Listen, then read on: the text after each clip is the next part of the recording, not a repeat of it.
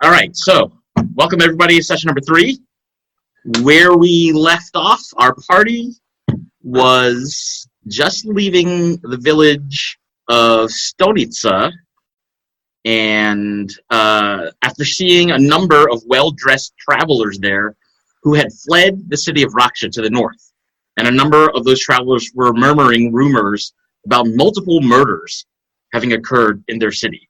So the party decided, let's investigate the mystery that's happening in Rakxe. So for everybody listening, today I'll be playing Sibo until Blake gets here, and we'll take a pause if Blake gets in here today and reintegrate the group. So everybody ready to start? Yep. Woo. No, I said woohoo. Oh. Sorry. So folks, it's about like 11 o'clock in the morning. You're nearing the outskirts of town. It sounds like the plan is to take the 3-4 hour walk to get to Rakxe today.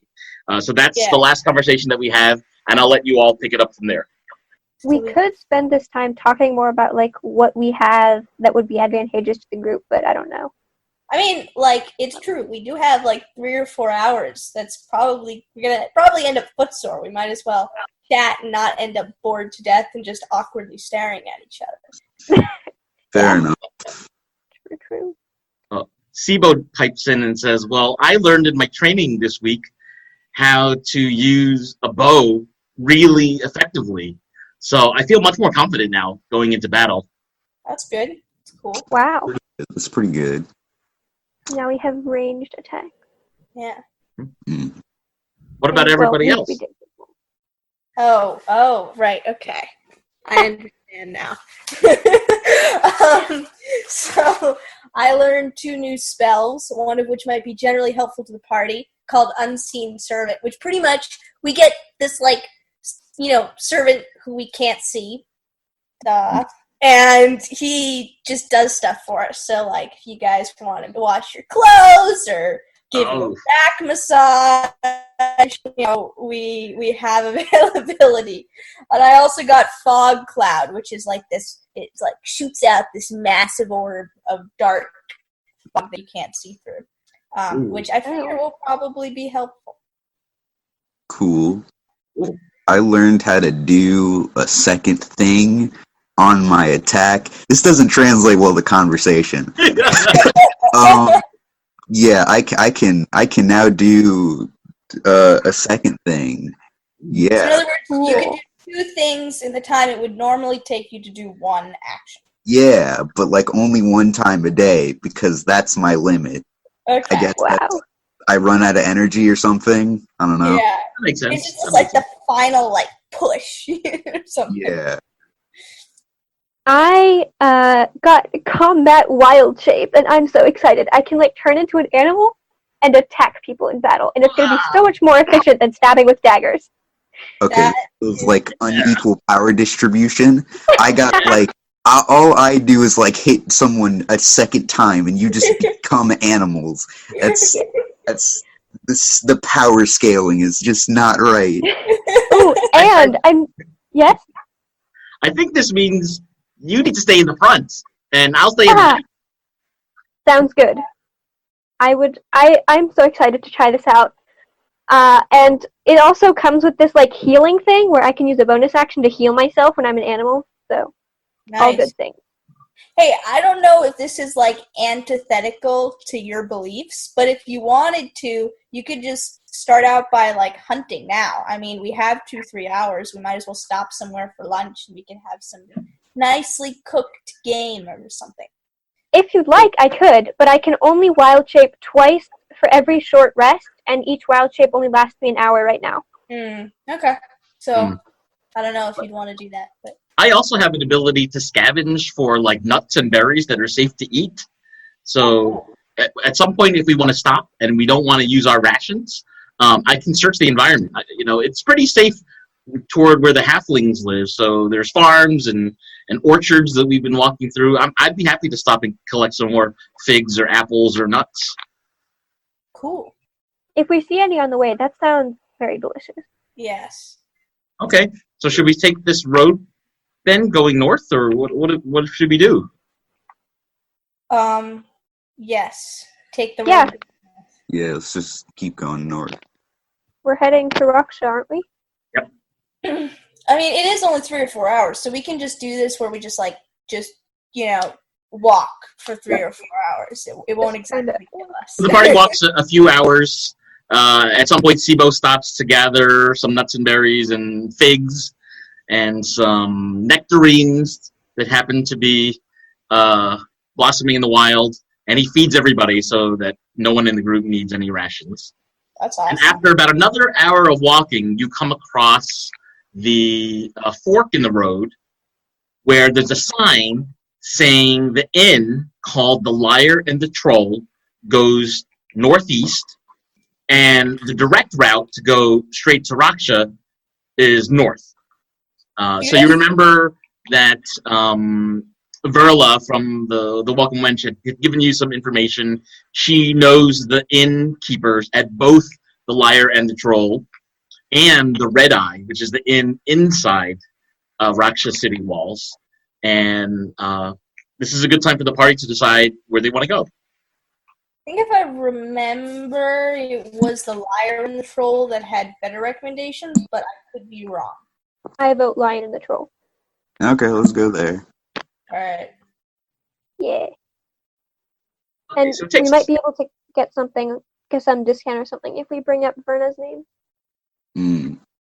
All right, so it takes about another half an hour to walk to a bluff on a short hill where you can see the walled city of Rakxe in the distance.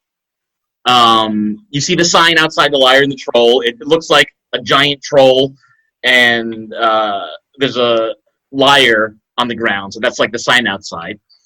It's a 2-story building, and when you walk in, you see a crackling fire underneath a huge cauldron, several tables, and a few patrons sitting in the corner laughing, clearly enjoying the mid-afternoon ale being served by this tall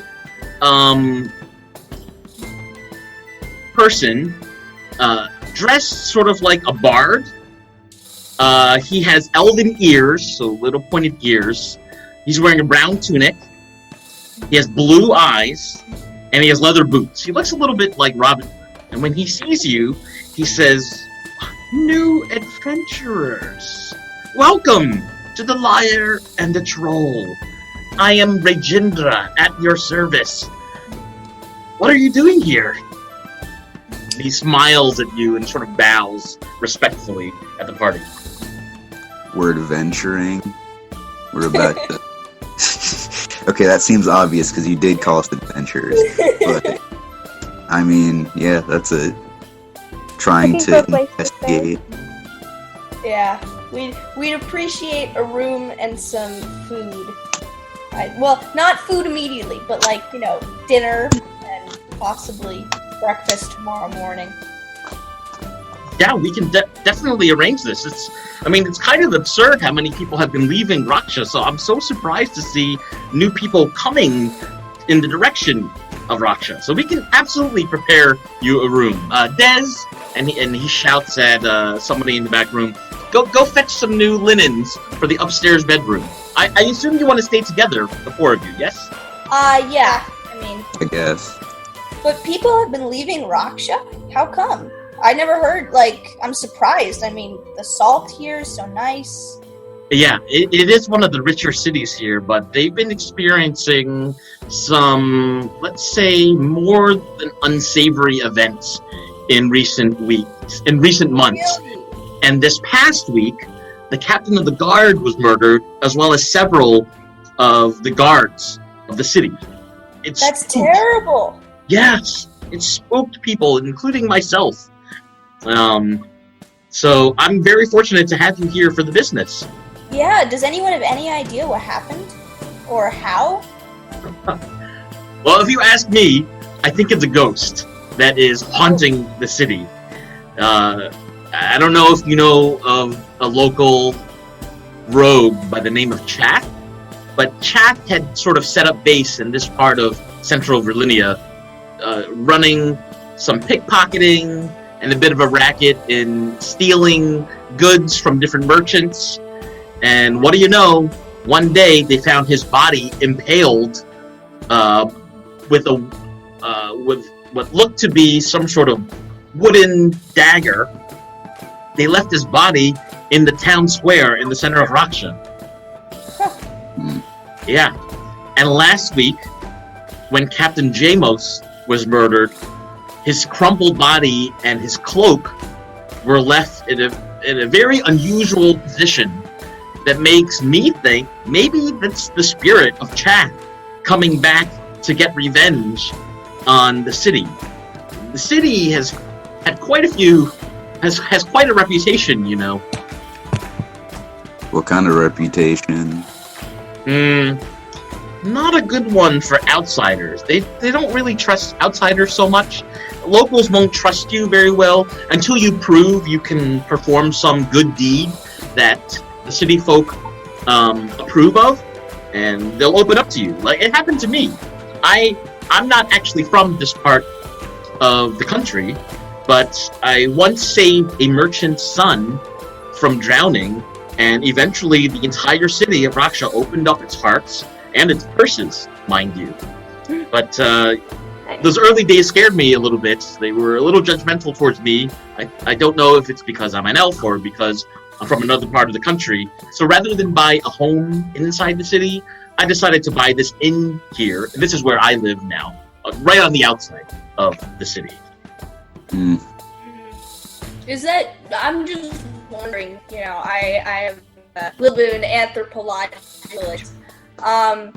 Do you know if that's such a strong morality? Is that like taught here in schools, or does that come from the local religion? Or, you know, is it just... It's like that. It's just like that. It's their personality. The long-standing families, especially, try to assimilate newcomers as quickly as possible. And if you stand out in some way based on how you look, or your accent, or how you dress, I feel like they might not look upon you so kindly because you don't have the same connections. Rajendra then turns to look directly at you, Boo, and says, out of everyone in your party, because you look like such a fearsome fighter, and you don't have, and I don't know if you have family there, they might treat you differently, buddy. I appreciate the compliment of calling me a fearsome fighter.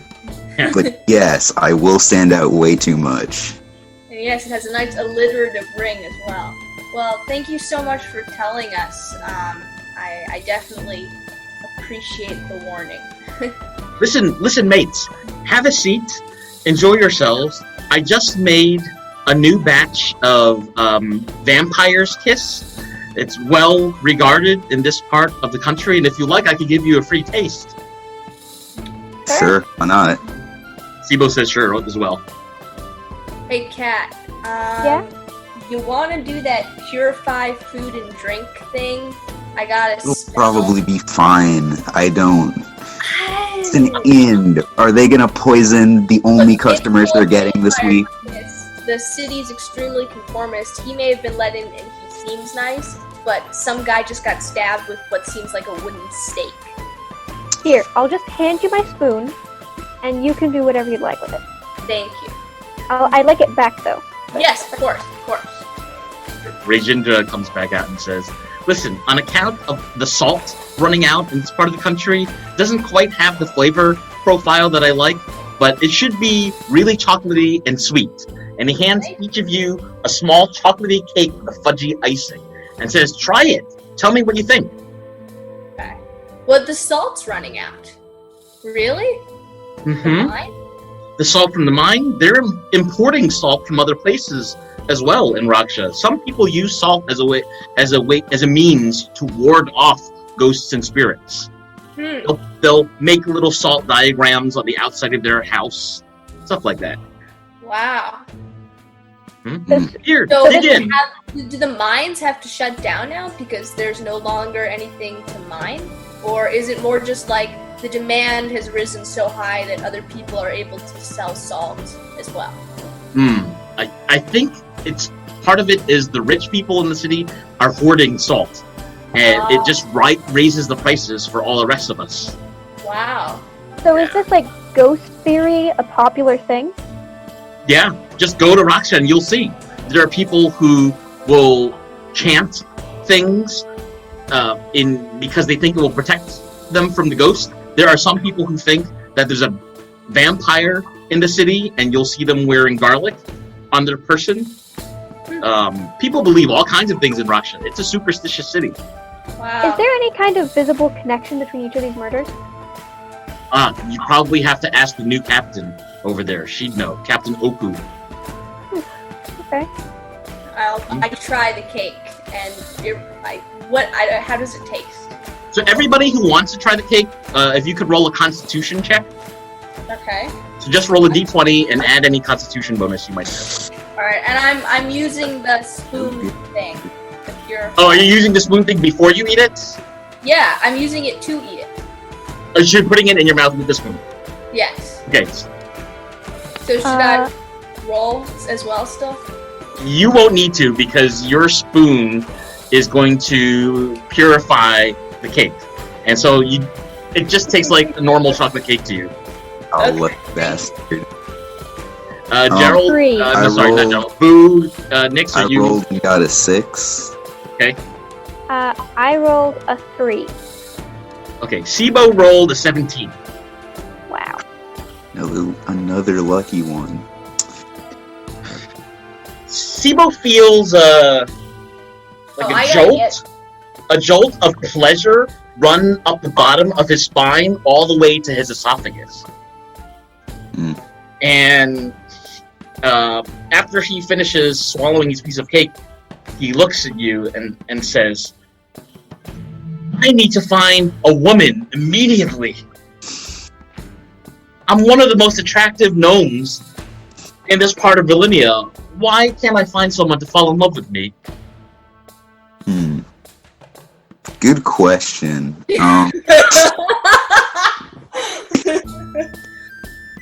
That may be true, that you are the most attractive gnome in the land. I don't know. I refute. Gnomes, but... I say no. Okay, you know what? Maybe you're You look good, but not that good.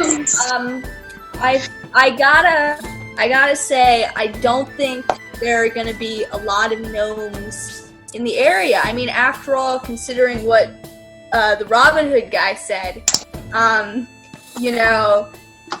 you already stand out. I doubt you'll be able to find someone who will solve your problem. I'm sure there's a bathroom somewhere in the back. Simon, you are absolutely right. I do stand out, and I need to stay here and attract the gnome of my dreams. But why is staying in a place with a bunch of gnomes, without a bunch of gnomes, result in... Well, this innkeeper's gonna know. This innkeeper's gonna know where the women are at. Yeah. Why don't we sleep on this, Sibo? I don't think you need to, consider how much money you're going to be spending. You can get the same thing without having to spend money. What's wrong with having earthly desires? There's nothing wrong with having earthly desires. I'm a man after all. I'm a gnome on a mission. Can we just tie him up or something and leave him in the room? Satisfy your own earthly desires, if you want. In another place. Why don't you take our stuff, and since you're so strong and powerful and good looking, why don't you just take our bags and go put our stuff in the room? An excellent idea. And he takes everybody's stuff and leaves you all for a moment to go to the room. Okay, so why hasn't... So, clarify for me. You rolled a 6 and she rolled a 3, so does that mean they're, good, whereas 17 is unlucky or something? I guess a 17, because that's closer to a 20. Maybe it just the effect worked because he rolled well and we rolled bad, so we can't feel horny. Okay. That's basically what's happening. Rajendra, the elf innkeeper, comes back to you all and says, "How did you like the cake? It's famous in this part of the country." I'm not surprised it's famous. It was very tasty. Basically You are like welcome. chocolate.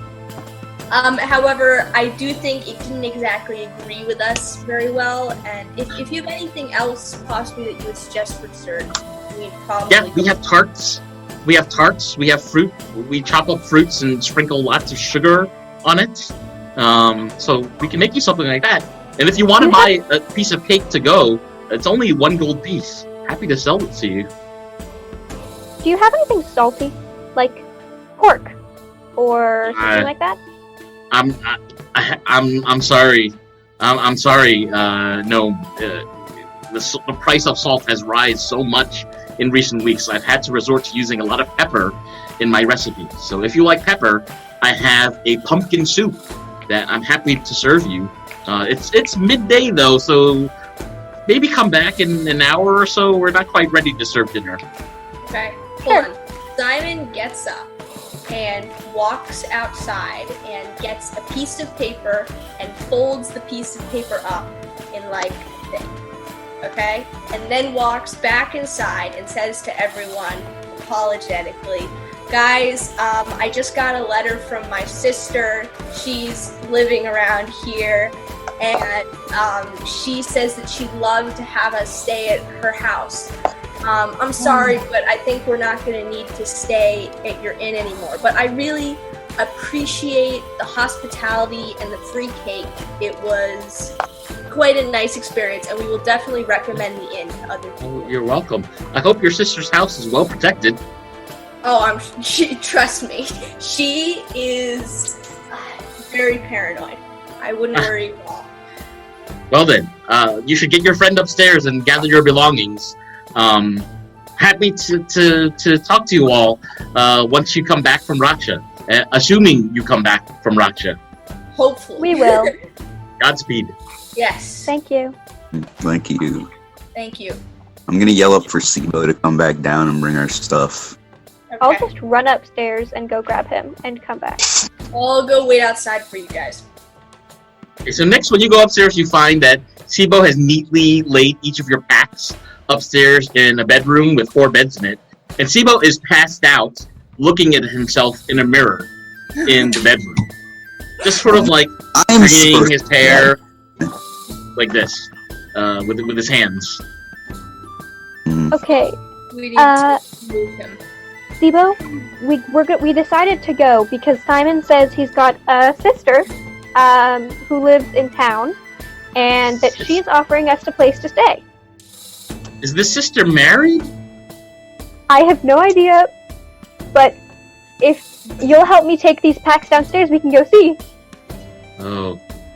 I don't know so much about human-gnome relations, but I'm curious. I just feel a little dizzy right now, and I think I need to sleep for a little bit before I can venture onward. Okay. Is there any way that you think you could at least walk down the stairs to the door? If I supported you? I will try if you carry me. Okay. Alright. Can I carry him and the stuff, or is that too heavy? You're gonna need some help to carry the stuff and him. You'll be encumbered. Okay. I'll come back in to get the stuff. Okay, so I'll just take Sibo down. Can you make a strength roll, please? Strength check. Yes. Ooh, nat 20. So you manage to wrangle Sibo and carry him to the bottom of the stairs in this inn. His body is like moving a lot during the process, and he realizes, Nix, I've never asked you if you were in a relationship. Sibo, this is not the time to ask these things. I am totally uninterested in you. Come on, let's get to the door. What am I saying? I don't quite feel like myself. Was I drugged? What's going on? I think you were. You ate that cake and then went on this weird tirade about having to find some kind of significant other. But don't worry, we all saw it and recorded it in our minds, so we can tease you with it later. But come on, we gotta go meet the rest of the party. Okay, just walk slow because I don't feel so great. Alright, we can go slow. So I get the bags. Yeah. Okay, so the 4 of you managed to leave the Liar and the Troll. You're outside. It's now about 4 in the afternoon. Still tons of daylight out. Yeah, and you can okay. see the path that winds down to take you directly to Rakxe City. Quick clarification. I have no sister. She has not invited us. We're going to the other end. Oh, okay, fair enough. I don't want to get drugged. Sounds good. Can someone else take Sibo? He's a bit heavy. I haven't prepared Unseen Servant. Would I be able to, like, spend, like, an hour prepping that? If we could, like, chill I for could just carry him. It's not big of a. He probably weighs like 50 pounds, honestly, but so do I. Yeah. So I'm like 6 feet tall. It's fine. Boo, can you roll a strength check? We're gonna roll every half hour until we get to Rakxe. Are Okay. my dice cursed? That is 5. I'm switching my dice. This one's cursed. Do you have a Constitution bonus? It's a strength check. Oh. So you strain to lift up Sibo because his body is just like moving like a snake for some reason. Like he can't sit still. And you manage to drop him in such a way that he knocks his head on a stone and takes half a point of damage. Oh wait, no. Don't be hurt, but if he's knocked out, it'll be so much easier to carry him. There's like you can see there's like a lump in his head now from hitting it on a stone. He's like, "What are you doing to me?" Okay, I'm gonna look Sibo dead in the eyes. Tell him, once we get there, I will find you as many gnome women as possible if you just walk. Could be so much easier if you just walk. So Sibo, I had to roll a Constitution check. Sibo says, "I'm just too dizzy right now. Just leave me here. I can catch up with you later." No, you can't. Okay, Not happening. Does anyone have a Dungeoneer's pack? No. Is anyone else like close to my height? Can we like share carrying him? Simon is also quite tall. Simon might be able to carry Sibo. Yeah, how tall am I? I'm 5'6" and I weigh. Yeah. You're twice as tall. Yeah. You could carry him. You want to try? Okay. I have terrible strength though, but yeah, sure. Let's find out. So, Simon, can you roll a strength check to see if you can? My failed working out. Okay, I got a 16. So Simon, strangely, to Boo, is able to pick up Sibo without any complaint and haul him for a good half an hour before you get to another juncture in the road. Okay. I'm very upset by this, but I'm going to put on my big goggles and pretend like you can't see the fact that I'm very upset about this. So, Simon, you want to continue carrying Sibo as we get to Rakxe? I'll try. Do I need to do another roll another strength check, yep. Okay, I failed this time. I'm too tired. I got a 5. Yeah. So Sibo has fallen asleep during this part of the leg. He's like snoring. And the way that his legs are flopping over on you, you manage to drop him on the ground. He doesn't get hurt at all. He's just like passed out asleep. Okay, Gerald. Sorry, Boo. You want to try again? Yep. I'm gonna try with my not cursed die. Hopefully, yeah, it's a nat 20. Yeah.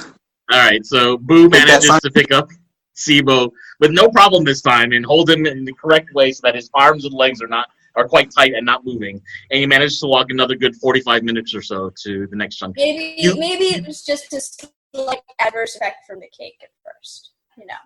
You can now see the outer walls of the city of Rakxe, as well as a small stone building to the left of the road. So it's going to take you another 20 minutes to get there, but now you can see these buildings and structures. Mm-hmm. Okay. Who wants to carry him now? I can try, but he has to be awake. I can't do it by myself. Or I mean, Gerald, if you want, you can try again. Just you gotta roll another die. That's all. That would be better. Yeah, I think so. Yeah. Okay. You know what? I'm gonna look into my explorer's pack and pull out my rope, and I'm just gonna like tie him around my back, like a baby. One of those baby slings. Yeah, like a baby. Could you make an athletics check to see how well you can mend the knots?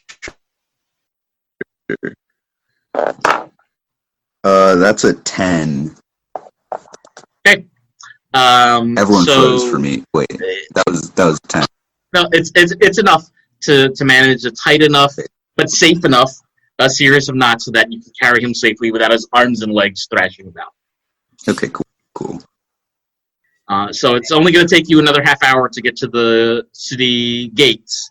Boo, could you roll one last strength check to see if you can make it? Okay, this is getting progressively lower. That's an 8. Everyone froze for me. That's an 8. So the knots on the ropes are pretty well constructed, but you just are starting to tire from having carried him for over an hour and a half, and you're not able to strain under all that weight for so long, and you just have to put Sibo down for a moment. You want to tie him onto me? Yeah, you take him. I'm carrying stupid, lazy dummy. Okay, it wasn't really his fault in the end, was it? It wasn't cake. really his. It's not his fault. It's the it's cake's all your fault. faults for being too trusting.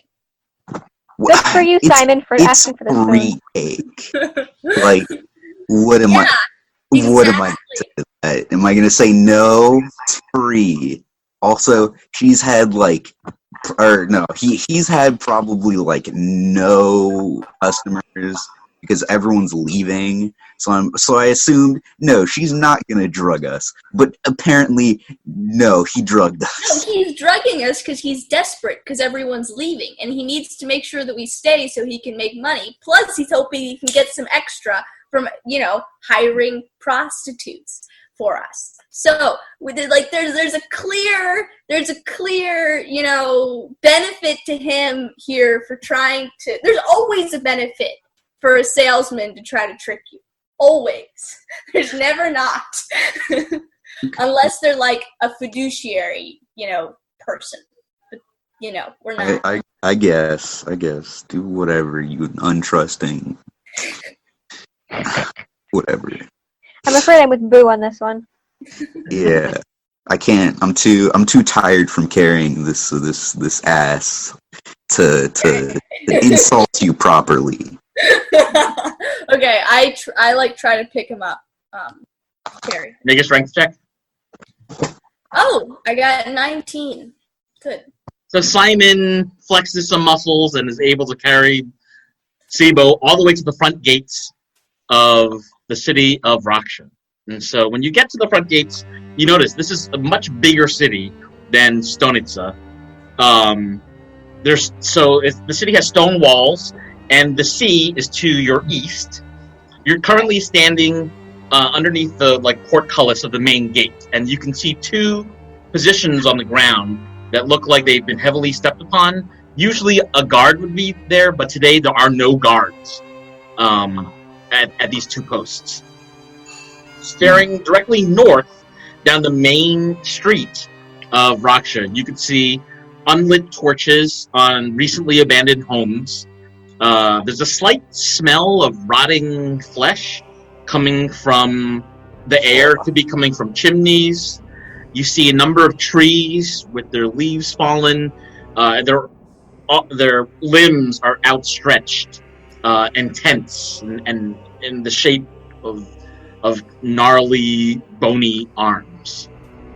Does anyone want to camp outside the city? I mean, I'm fine camping outside the city. I don't see too much problem with that. I mean, it's kind of spooky, but that's fine. I don't. We can. I think probably the second best thing would be to take over one of these abandoned houses. Yeah, sure. Let's do that. Yeah, let's take a house. Okay, so. Then we can fortify it to our liking, and we know everyone who's inside. That's a good idea. Preferably a house close to the gate. And small. Yeah. Yep. Because we don't want to have to clear out a bunch of stuff.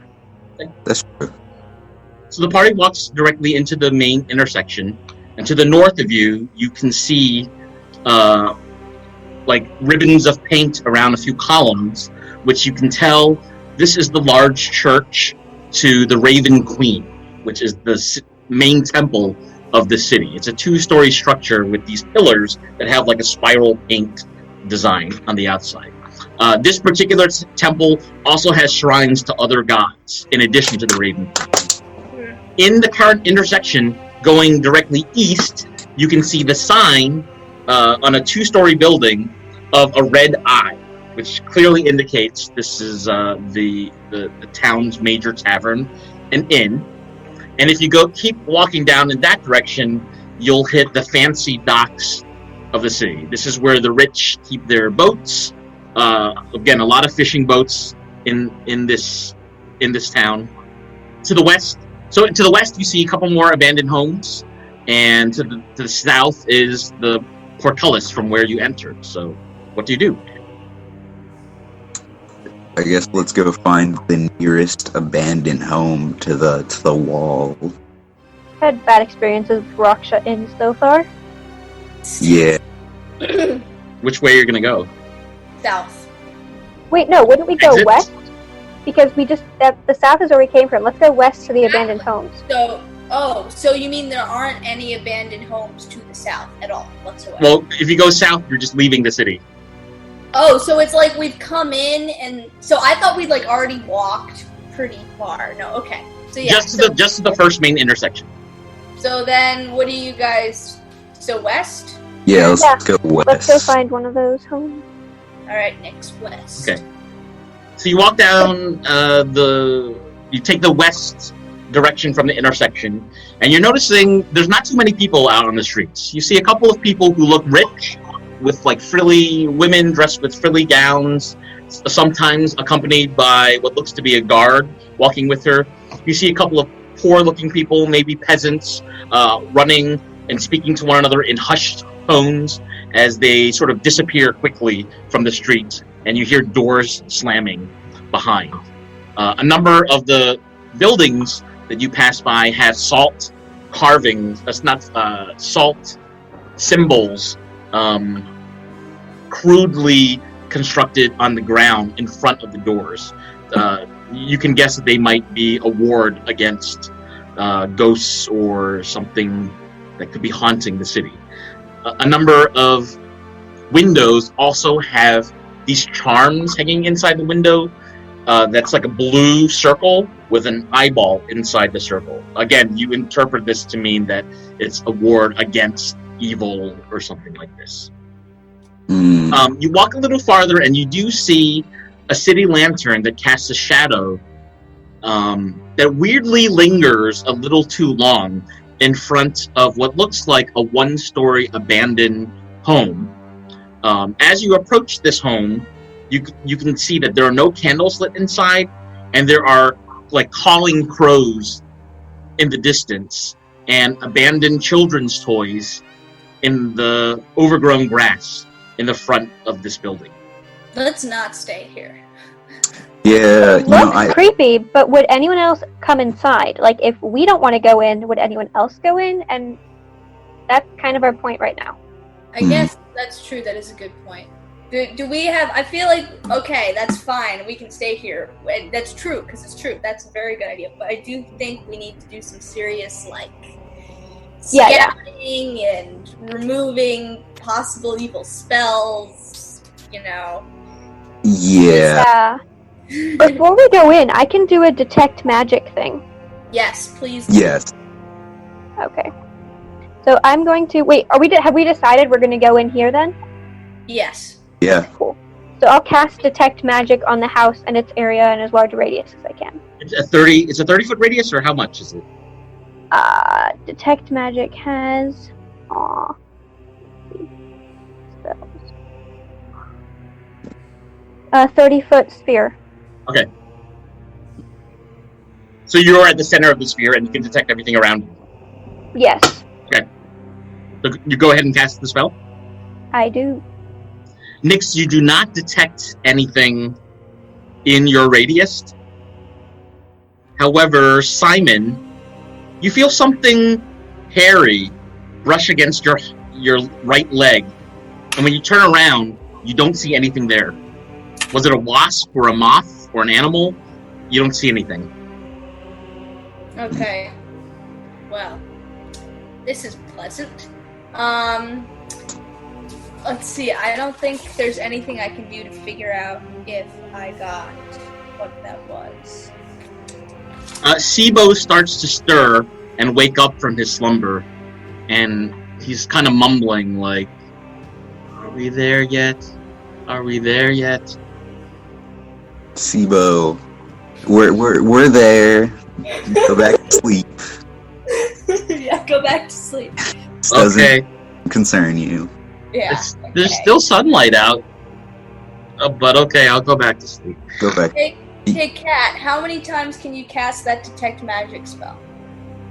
I have a total of, let's see, 3 spell slots, so I can cast any spell, a total of 3 spells, doesn't matter which ones. And the other ones I've got are Entangle and Goodberry, and from past experience, Goodberry would be helpful to cast at least once. So that leaves me with 1 more spell slot if I want to use that for something. We can't exactly rely on that. Yeah. So the 3 of you are currently staring at this one-story building, one-story home, that seems like it has nobody inside it. And as you're staring at it, Boo, you notice that the building directly behind you has a door that you hear creak open and then quickly shut itself. I want to investigate. I'm gonna go over to the door and start knocking. Okay, so you turn over and knock on the door. You detect a faint flicker of a candle in the window as you head towards the door. Simon, you think you heard somebody behind you snapping their fingers west on this street. Okay. I don't like this. I think this is problematic and annoying, and I vote we burn down the city. No, I'm kidding, but I would actually Veto! burn down the city. I don't mind burning down the city. I'm up for that. But let's Veto again. It's 2 against 1. Sibo's asleep. We have no 4th vote. Take it, Zero.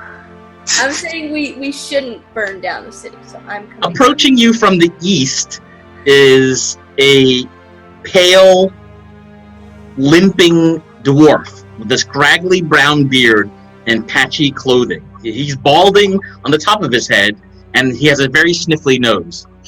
And he looks at you and says, come here, Peanuts, buy a bag, please. Business is so bad in Rakxe. Everyone's leaving Rakxe. You look nice. Help old Button buy a bag of peanuts. Will you? Buy some of his peanuts. And he keeps limping and slowly walks closer towards you. He's about 3'6". He doesn't smell great, and you can see like age spots and wrinkles in his face the closer he gets to the party. He's currently getting closest to Nyx in this moment. Okay, I'll buy some of his peanuts, but Now you're trusting. Now you trust this old guy with his peanuts. I'm happy to buy the peanuts, even if I'm not going to eat them. He hands you a paper bag full of peanuts and says, "Only 1 copper." I give him a copper. Button, thanks you so much. Good luck in Rakxe. You as Good luck well. in Rakxe. And he turns around and limps away Okay, from the party. so Nick I'm jogs gonna up sit to the Button. peanuts aside and ignore them. Nick jogs to catch up to Button. Well, probably doesn't have to. She can probably just walk. Yeah. And says, "Wait, Button. Is there anything you can tell us about the things that have been going on here? We just arrived and we want to help." She sort of shivers and says, "It's so bad. It's so bad. They murdered the captain a few days ago. And some of the guards, they murdered the guards too. It's really bad in Rakxe." Oh. Well, is there anywhere... Where did these murders happen? They took Captain Jamos out at the captain's headquarters, going east. And he points on the map that it's a little bit further east than the Red Eye Inn. So that's the direction he's pointing in. Okay. Asking him questions. And are the bodies still somewhere that we could inspect them, or have they been taken care of and buried as they deserve? Oh, I don't know. You should ask Captain Oku. Who's he? She's the new captain. She took over because Jamos was murdered. Okay. Thank you.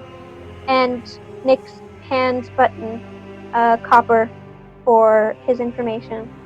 And Peanuts? No peanuts. This is just for your kindness. Oh, Find somewhere nice to sleep. You're so nice. You're so nice, Gnome. Thank you. And good luck. This city used to be nice, but there's so much murder happening. I know. Wasn't there only like 2 murders? Yeah, we've been over. It's not too much murder. No, it's like a bunch of guards and the captain. No, Okay, I vote we find another house. still not too much murder. Yeah, I mean, More. apparently Could be by more. this very law-abiding city standards, 10 people getting murdered is too much murder. So, The snapping noise approaches Simon, and you see that it's a 5'10" human sailor with a crazy beard and gray-white hair, wearing a dark black peacoat, even though it's like kind of a warm springtime day. As he approaches, you can tell that the whole peacoat smells like piss, as if he recently pissed himself. alright. He has huge eyes, and his left eye, so when you're seeing, so his left, your right, has a milky, opaque color. It's like something is wrong with his eye. It almost has the color of a polished skull. He looks you up and down and says, "Wizard, slithered away from ye family, did ye? Like cockles sliding off a soul-sodden piece of throwaway lumber. Peckered by crows, ye were worth nothing to your family in the north. Nay, a soul remembers you. Ye are a forgotten son." Have you ever considered going in poetry? I think you'd be very good at that. He shrugs his shoulder and turns to Nyx. He looks you up and down and sniffles and says, "Rock gnome, ye be too weak for this realm and this city. The spirits conspire to bust ye open like a mallet to crabs, to swallow your scallopy insides, to smother your young mouth with pungent slime, slithering tentacle tail, and coral-tined trident. The underdark tempest plunges through your gullet, and such is your fate." Yeah, sure, one more. Hey, can I start taking notes? Like, I start, like, writing down what he's saying? He turns Nick to look at is- Boo. Seething. She's got like her fist clenched, and she's in a stance of like she wants to run and hit this guy. "Fighter, powerful arms, powerful swords, Yep, keep going. yet ye be fond of me lobster, fond What? of the snapping, clawing furies of the seas, engorging ye organs until ye are filled with blue, and can strain no more, leaving a blasted bloody film, with souls of dead sailors to peck and claw and feed upon your sad, pathetic, powerless skeleton. Fighter." Okay, I don't know about your lobsters or whatever. I know that I will not die in that way, because that's lame, and I can't die a lame death. That's impossible for someone as cool as me. But there's no but. That's just all I had to say. Okay, can I ask the guy what his name is?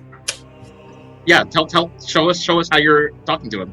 Okay, excuse me, Mr. Whatever. Piss pirate. Mr. Wake. I'm calling you piss pirate now. Mr. Wake, would you slither about with some frequency and would be able to tell us what your name is and what's been going on in this city? I'd be called Ephraim Wake. Ephraim I'm a Wake. sailor, see?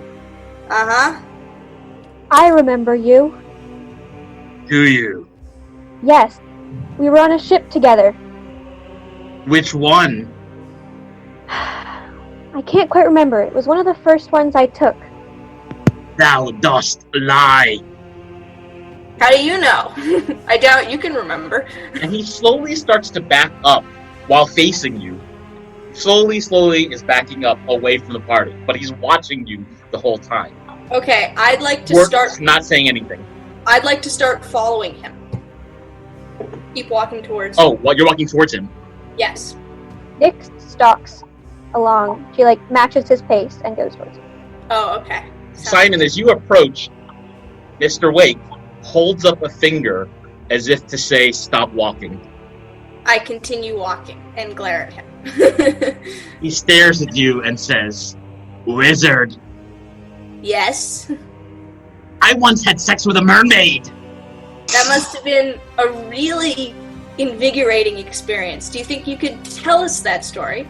Please don't. Please don't. I don't want to hear that. It's not worth hearing again, let me tell you. It was one fine day on the Malagasy Sea. I said stop. You Don't talk about need it. to know. I'm gonna take out both my long swords. Don't talk about that. That's weird. Okay, He turns around and does a 180 and continues walking west away from the party. As he does that, I have a quarterstaff. I want to hit him in the back of the head with the quarterstaff. Okay, give me a second. I have to roll, right? Yeah, so could you roll a d20 for initiative? So, okay, so I got 19, and then I have a +2 proficiency bonus. So that'd be a 21. I'm aiming to knock him out. Okay, give me a second. So Simon, you're the closest one. You would actually go first. Okay. And then after you act, I'm going to ask everybody else to roll initiative so they can catch up with you. Okay. What do you do? I try to hit him in the back of the head with the... Oh, wait, that roll was for initiative? I thought that was for the... Okay. No, just for initiative, because it's just between you and this guy right now. So, right. So you're gonna hit him with a quarterstaff. Go ahead and roll d20. Okay. I got a 15, so that's a +2 proficiency. So okay. Go ahead and roll for damage. Okay, that would be what would that be for a quarterstaff? I don't have the.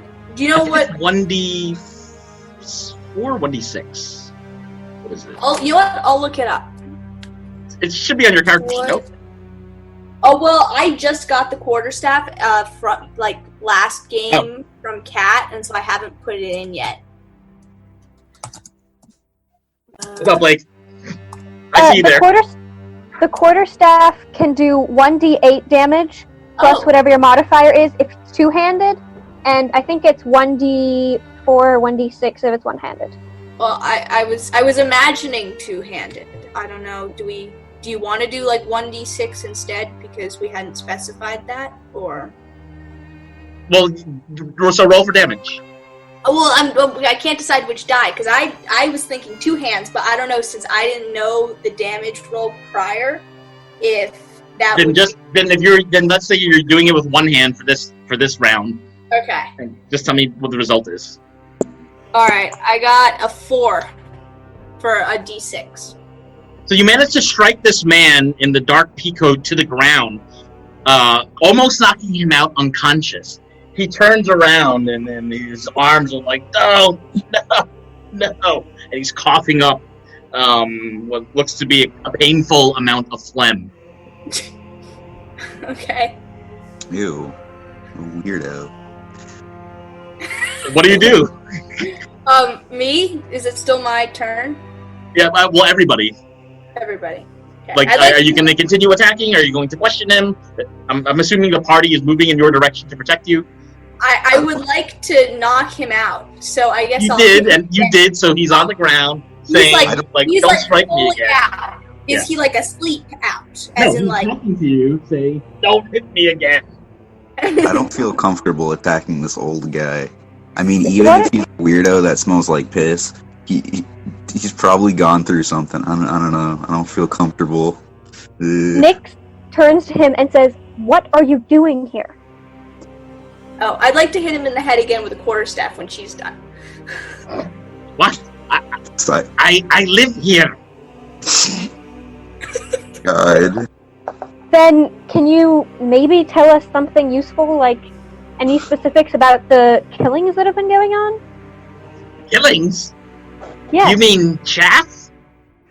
Well, I suppose so, if that's who you think's been doing it. Anything you know about them? He could be doing it. He was murdered a few months ago by the Red Angels, and they left his body in the center of this town. Okay, I'd like to ask him, while threatening with the quarterstaff, how do you know so much about us? I could just look at you. Yeah, and tell? Thou hast no poker face. Ah. Can I hire you? For what? Just beat him up. What? What the? Can I hire you to Simon, walk with what is us? your I'll plan pay here? you well, hire you to walk with us, and tell us about the different people that we see. I don't know that I Okay. want to spend much more time in his company than I have to, but I suppose I How much will you pay me, young lad? I'll pay you 2 silvers a day. That be wonderful. And do ye want me lobster? Your lobster. No. No, I don't. I don't trust What is you. your lobster? It's Is it your fishing boat? butter, garlic, Oh. pepper. I think we'll pass, but thank you for the offer. I be the best chef. I'm sure you are. Once again, I think we'll pass. But ye be paying me for information, yeah? Well, yeah. What would ye like to know? I'm happy to join you today, Oh, young lad.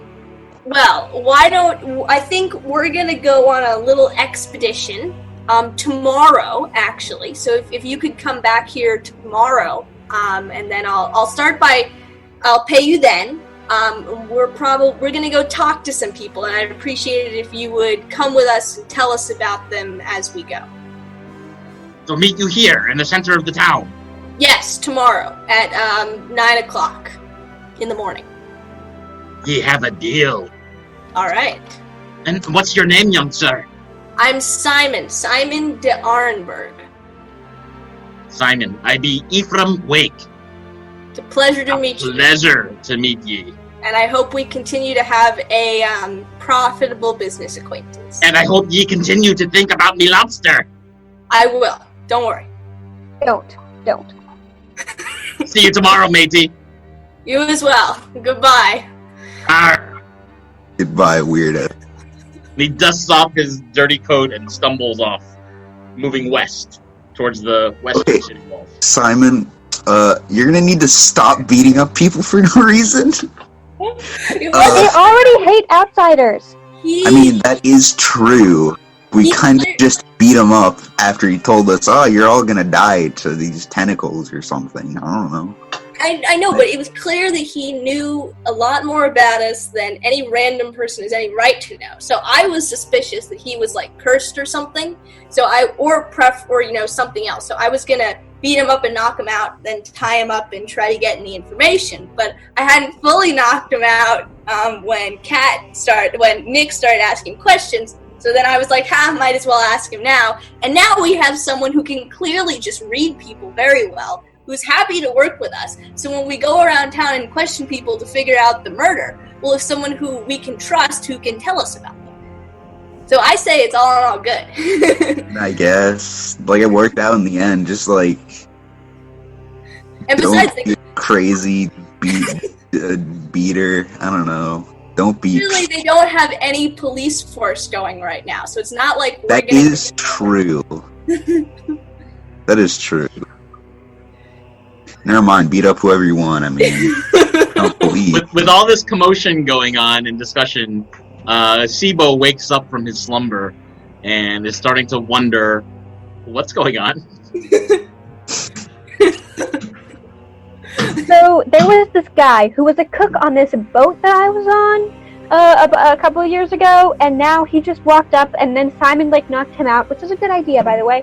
And then we went and we questioned him, and then Simon hired him. Glares at Simon. I don't know what for, but he's supposed to be useful according to Simon, and he's going to be our guide for the next couple days. His name is Ephraim Wake. Maybe we can get some perfume and spritz him with it as we go. He's a lost cause. We could just get him to shower. Put him in a lake or something and have him smelling not like piss. Walking from the direction of the eastern intersection that you first came down is a woman that looks to be a beggar. As she gets closer to you, you can hear her slurring. Mama? Mama? Mama, I was wrong. Mama? Is that you, Mama? She looks at Boo and says, Mama? Is that you? Do I look like your mom? What? It's a short dwarven woman, hair very straggly, brown and gray, and her arms are outstretched, and you can tell maybe she has trouble seeing as she's slowly walking forward. She does not look like a zombie or undead or anything. She just looks like she has not slept or bathed in recent days.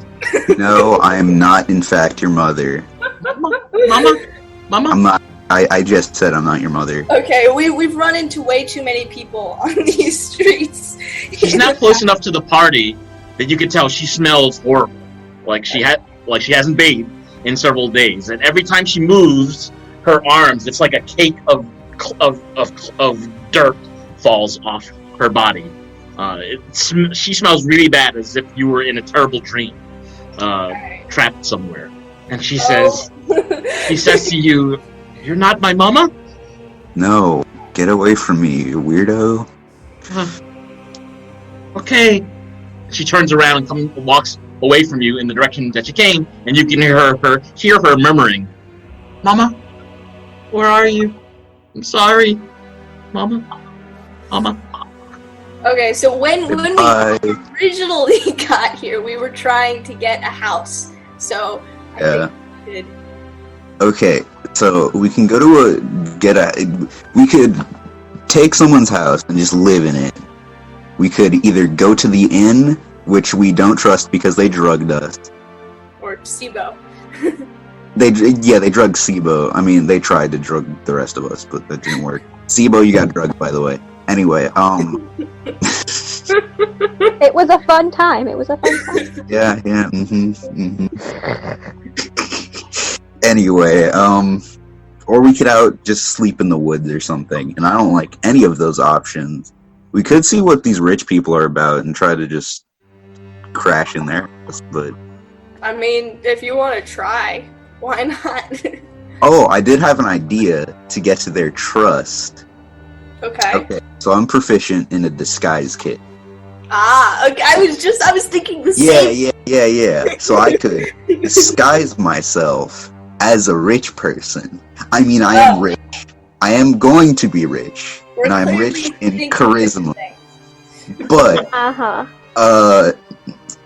I could disguise as a rich person and be like, haha, rich things, let me sleep in your house. And then I'm like, yes, I also have my 4 little servants or whatever. They do their thing. Or, sorry, 3. I forgot. I'm not one of them. Anyway, here's my 3 little servants. Let me bring them in your house so we can sleep in your house and not outside with these weird pirate people and, blind people who think I'm a mom. Actually, that might not be a bad idea, especially if one of us other three offers to, stand watch during the night. They might let us stay there.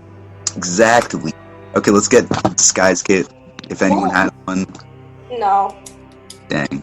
Sorry. Are you in this, Sibo? Yeah, Sibo's awake now, I think. He was awake, yeah. Oh, that was a long sleep. What the hell happened? You got drugged. So much stuff. Who did that? It was an innkeeper. Don't worry about it. You're fine. Hopefully. I hope you're fine. You don't want to hear about what she did while you were out, but Nope. We'll leave that. For us to laugh at. I can't believe I got fooled by an innkeeper. That is outrageous. Okay. I mean, it was cake though. It's not that. Technically, all of us were fooled but Simon, so... Damn cakes. I like them too much. Yeah. A couple houses more to the west, you can see a woman on the second floor of a building throwing clothes out onto the street. She's screaming in your direction, and she says, "It's your funeral, Burton! You're dead to me! You!" And she points at Simon. "He cheated on me with you! Didn't he? That's why you ran away to Parancha, you deadbeat, ant-eating, rosy-faced, grog-drinking chucklebutt! Ant-eating? Wait, chucklebutt? I'm better off without you, Burton!"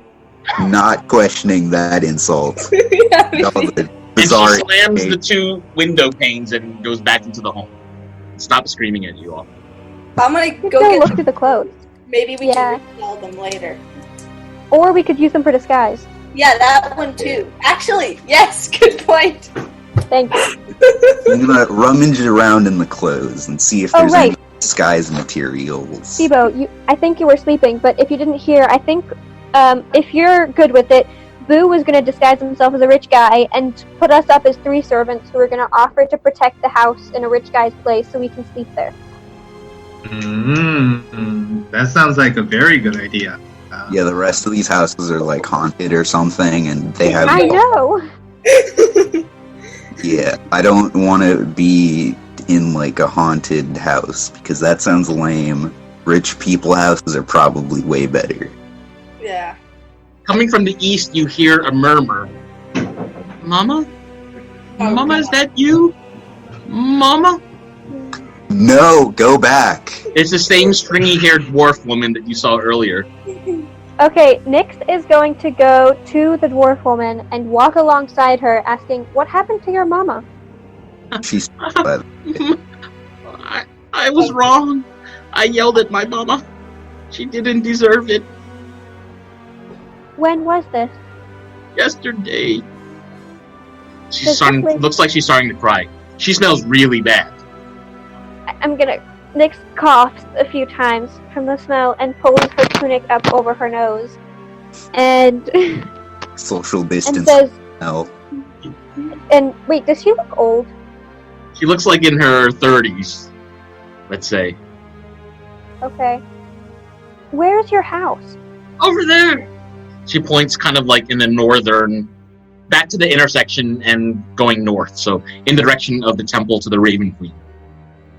Well, But Mama left. Mama left. why did Mama leave? The ghosts. Ghost? And she didn't take you with her? No, I thought it's okay. I thought it's better to just stay at home. Dang, your I was mom wrong. sucks. I was wrong. I think the ghosts are real. Mama, Why? What happened? What happened to you? they came back. They murdered 3 or 4 guards and the captain. Okay, and is your house close to that or something? Did you hear it happen? Did you see anything? No, but I know they like to hang out at the inn, and I didn't see so many yesterday because they were in mourning, burying the other guards. Oh. So my mama was right. There is a ghost or a vampire or something in this city, and I was stupid. I said we should just stay. Well, I'm sure that once this is all over, your mama will come back for you. Why don't you just... I don't know. Do you have enough stuff to stay at home for a bit? No, I can't take care of myself. And you notice a smelly trickle of urine starting to emanate from this woman's No. dress Come on, onto Cat. her legs. Please. Disgusting. Well, I will kill her no, don't kill her. if you Simon. try to take her with us. All right. Okay, Okay. I'm gonna You just pull out... hired the sailor to go. I know, Yeah, but... he can't. A, he's not living with us. B, unless Kat, you can come up with something she can do for us. We can clean her up or something, and send her on her way with some rations or something. And Alright, fine. You know what, guys? I'm going to. Cruel. You guys do what you should. Yeah, you guys. No, you're not being pointlessly cruel. Well, I mean, you kind of are. But, to be fair, she does stink, and she is disgusting. But I'm going to pull out a set of rations from my pack and gingerly put them into her hands, taking care not to touch her, and say, look, if you're afraid of the demons and the vampires, if you stay near the temple, they shouldn't be able to get you. Your mama will come back when this is all over. So if you hang around there, you should be okay, alright? And, take out my dagger and use the hilt to gently nudge her towards the temple. Okay. She says, okay. I'll go. And find a place to wash up if you can. please take it. Only Mama gives me a bath. And she keeps walking away from you in the direction of the intersection. And eventually you see her turn north, where she said her home was. And she's now gone from your eyesight. Alright, so shall we try this rich person thing before we get accosted by any vampires? Let's I'm gonna go through the clothes and see if I can find any rich clothing. Okay, if we run into this beggar again, I guess it will be good, Cat, that you gave her the food. Yeah. Thank you. Kindness should do something at the end. Simon, you could learn that. Alright, well, guilt is charged. Exactly. Anyway. Well, it makes sense then that the town's a little less washed, because she said they're burying the dead guards today. That does make sense. Well, it is a good thing for us, I guess. But let's so do you find any... Oh, unless you want to say something. I'm just gonna say also, everyone seems to be pissing themselves. So, burying people don't know how to go to the bathroom. That's a big yikes for me. That's kind of gross. It's coming up upon 6 o'clock, so the sun is starting to set. It's still light out. It might be a good idea to figure out what your plans are for the rest of the night, figure out where you want to sleep. Okay, Gerald, do you find any rich clothes? Do I gotta roll to find rich clothes in this pile, or should I just... Which pile is it? The pile that was thrown out the window. Yeah, no, you don't have to roll. You can just go investigate. Okay, investigate. What kind of rich-looking clothing can I find? These clothes look mostly like coming from a middle-income family. So maybe a shopkeeper or a craftsperson, something like that. They don't look rich. Anyone crafty? Anyone make things? Ooh, I have a mending cantrip I could use if you find something you want to mend. Not exactly what I meant. Yeah, but I could use it to stitch clothes together if you wanted to use better fabrics and make something. I mean, I don't know where to find better. Or I have cantrip for minor illusion, so make the clothes that we're wearing into something that looks rich and looks we're gonna be clothing in someone else's house for a full day. I assume a full day. So we would have to keep that up a lot. Minor illusion only lasts 1 minute. Yeah. By the way, so Okay. Yeah. Okay. Maybe camp outside tonight. Or we could just go to the inn. So there's the inn that you haven't visited yet, the Red Eye. There's a Lyre in the Troll where you were earlier, and you met Regindra, and other options. I guess let's just go to the Red Eye. I mean, why not? Okay. Just not eat the cake if they give us. Don't eat the cake. Good, but... Okay, so the party walks back to the main intersection and then turns east to the massive central city inn, the Red Eye. It's a multiple-story building. When you walk inside, you see lots of tables. A couple of them are actually full of people playing games with cards and drinking, the afternoon away. It looks like some people have just gotten off a shift of work and they're just drinking, having fun.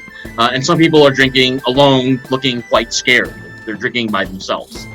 The ground floor is the tap room. So you see a giant keg where it must be either wine or mead or beer kept in that keg. And on the other side of the floor, you see the giant head of a dead owl beer mounted on the ceiling. Okay. So it's a huge bear face with a beak. This is what an owl bear looks like. You can see a huge sweeping staircase that goes upstairs.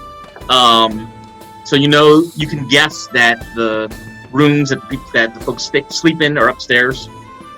And a older woman, halfling, with like short brown hair, kind of almost combed one side. Looks a little bit like Ellen DeGeneres, but she's a halfling. She has green eyes. Looks kind of athletic for an innkeep, and walks up to you and says, "New adventurers, come, sit. Dinner's coming soon. We're not fully staffed today. I'm so sorry, but we can definitely fix you something. What would you like? You got money? You want beer? Mead? I'd like to ask her if we could get a room, please. Yeah. How many rooms? One for all of us, please. Okay. I think that's gonna. What class room would you like? The posh room is empty tonight. There's not a lot of people staying with us lately. I could even give you a discount. How much? How much is the discount? 20% discount. So 2 gold pieces How much each. is the room? 2 gold. Oh, Each. that's not too bad. I know, it's a discount. Oh, is the posh room on the ground floor? Oh, it's on the top floor. Okay. And how much are the other rooms? Oh, the dormitories and the more middle class rooms, I can give you a discount on those as well. So it's like a gold a person. You guys got preferences? You might have less privacy though. There's a shared toilet down the hall. Yeah, okay, I want the big one with the separate toilets. I don't trust these people. They don't bathe. Alright. She yells and Alright. says, Oaken, go fix up the best room in the inn. We have some new people staying with us. And she Alright, says, come, leave your bags here. We'll take them upstairs for you. This is not a multi-night thing. Also, I'm saying for Gerald, because I don't want to have to pay that much money with frequency. I'm going to, Kat, if you would be willing, I would appreciate you casting Goodberry, because I'm interested in going to sleep early, and I'm gonna wake up at some point at night and get a head start on the day. Okay. Okay.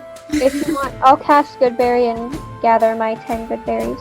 So are you doing this now in front of everybody else, or are you doing it in the room, or where are you doing this? Well, I'm gonna Nah. go upstairs. I don't know what what Nyx wants to do. I'll head upstairs with Sibo because I don't suppose there's much more down here to do. I might head back down to gamble and play cards later. Okay. So you head upstairs with so it's Simon and Nyx are going upstairs? Yeah. The name of the steward that works for the innkeeper is Oaken, and he says, I'm so nice to see some new adventurers here. We're not getting so many people staying in the inn. Where are you all coming from? Stonica. Stonica. There's a lot of people actually going to Stonica, but you're coming here. Why is that? Well, we've been on a camping trip, and I have a friend who lives around here, and we were visiting him, and now we're leaving. He doesn't live inside the city; he lives outside the city. And so now we're leaving from there, but it's getting late, and we wanted to be able to get home with some speed, but we wanted to stay the night. You know how things are. I don't want to have to walk around. Yes, absolutely. Wunderbar. Absolutely. But this tells me that you have no idea what's been happening in the city lately. Am I correct? You are correct. And if there's a newspaper anywhere around here or something like a crier sheet that we could get, I would really appreciate it. What's a newspaper? A crier sheet, for instance. If you have a town crier who walks around, is like, yo... We do have a town crier. Yeah. Do you know where he lives? Do I know where he lives? I do not.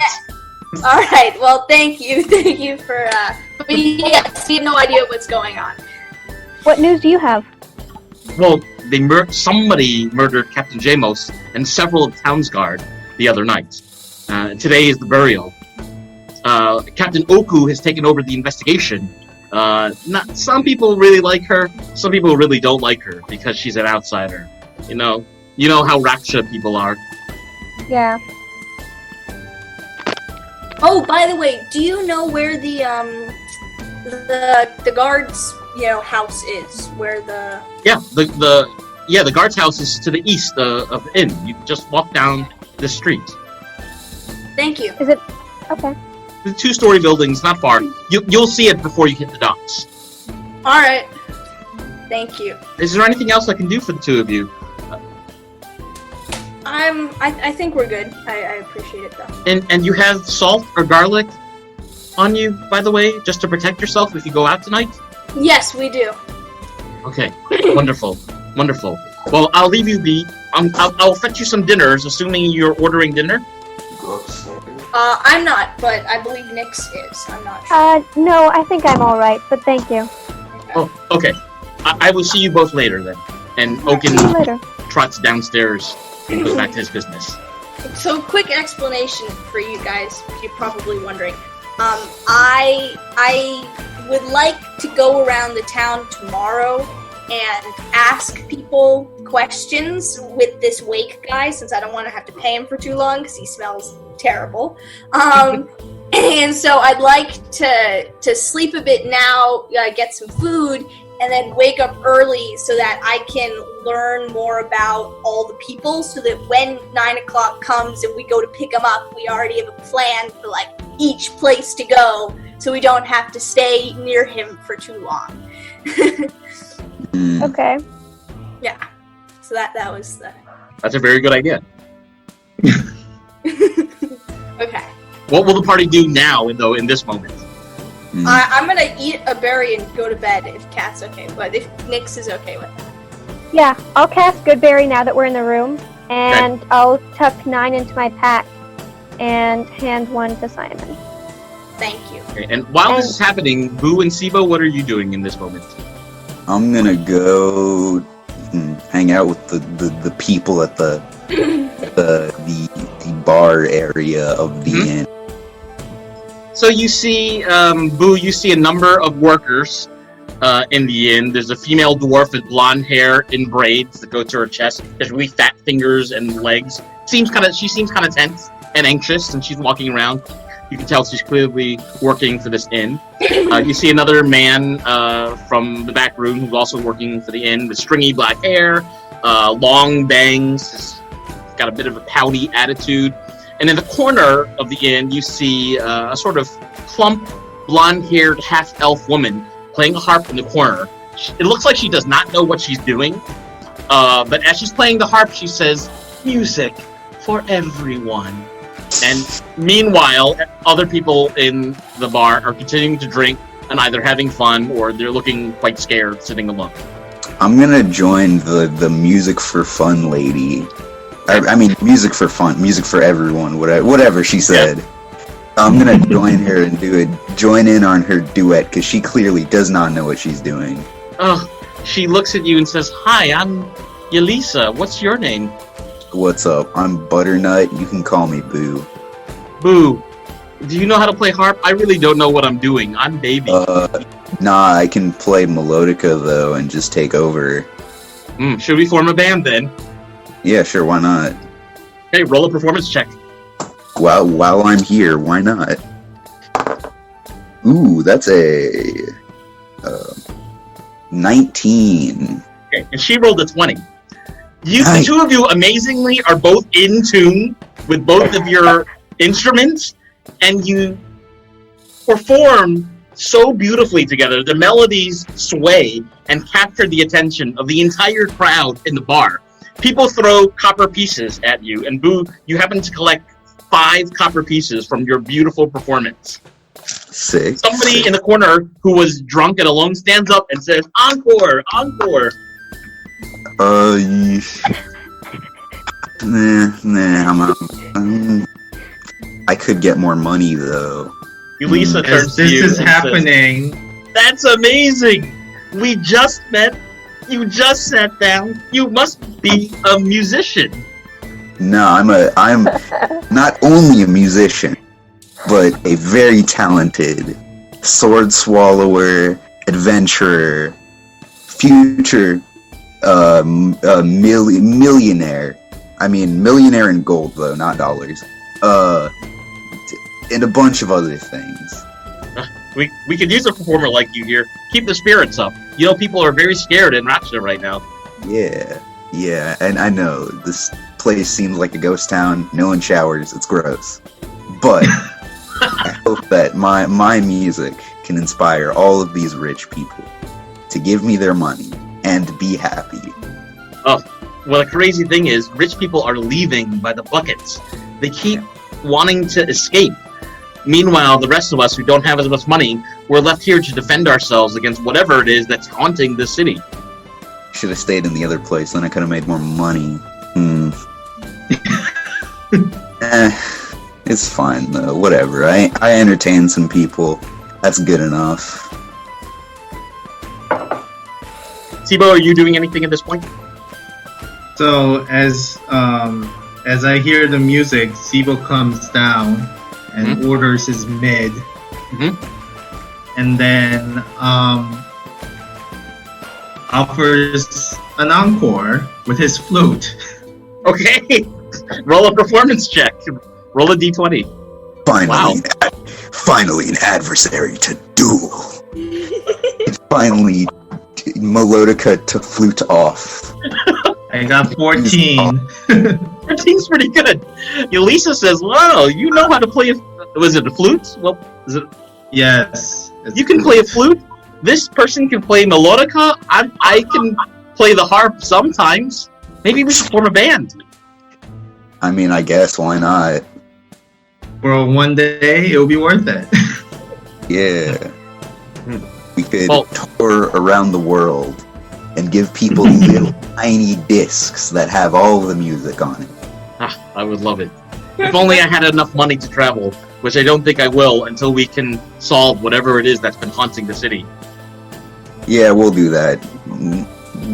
That's exactly why we're here. So, Are you here to help? Yeah, discover the mystery. I mean, no one would have left no one would have left to come here, like, willingly, if there wasn't, like, an adventure in store and mysteries afoot. I have something that I might be able to share with you.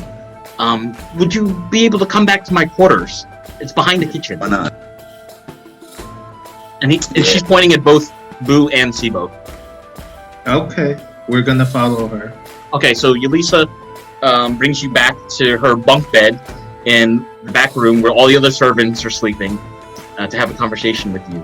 And she says to the two of you, tell me, by the way, where are you from? Because you're not from Rakxe. No, we're not. We're from... I can't remember the name of it. What was the name of it again? I'm so bad with names. My bad. Yeah, Stonica. Okay, so not too far at all. I was trying to not show the fact that I forgot the name of it really hard. Yeah, we're from Stonica. From Stonica. And you don't know very much about what's been going on here. I mean, we know there's murders and there's ghosts, but probably not really. There's vampires. There's that inn that drugs you. There's that one lady who's like mama, even though she's like 30. There's that piss pirate who smells of piss and is a pirate. None of this seems to register with you, Lisa. I mean, that's what we've seen in the past like hour of being here.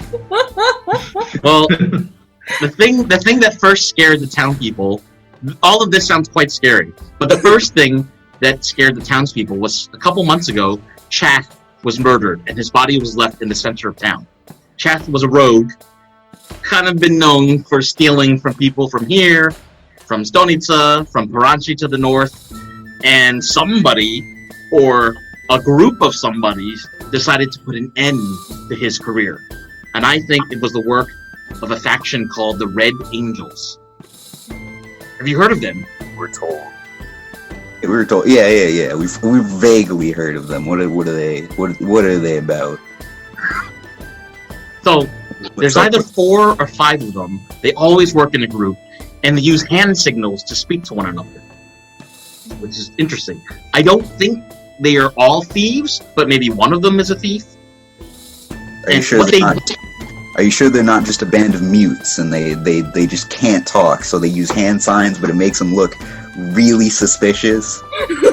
I don't know. I'm just here to clean the dishes. You should have someone smarter than me. Fair enough.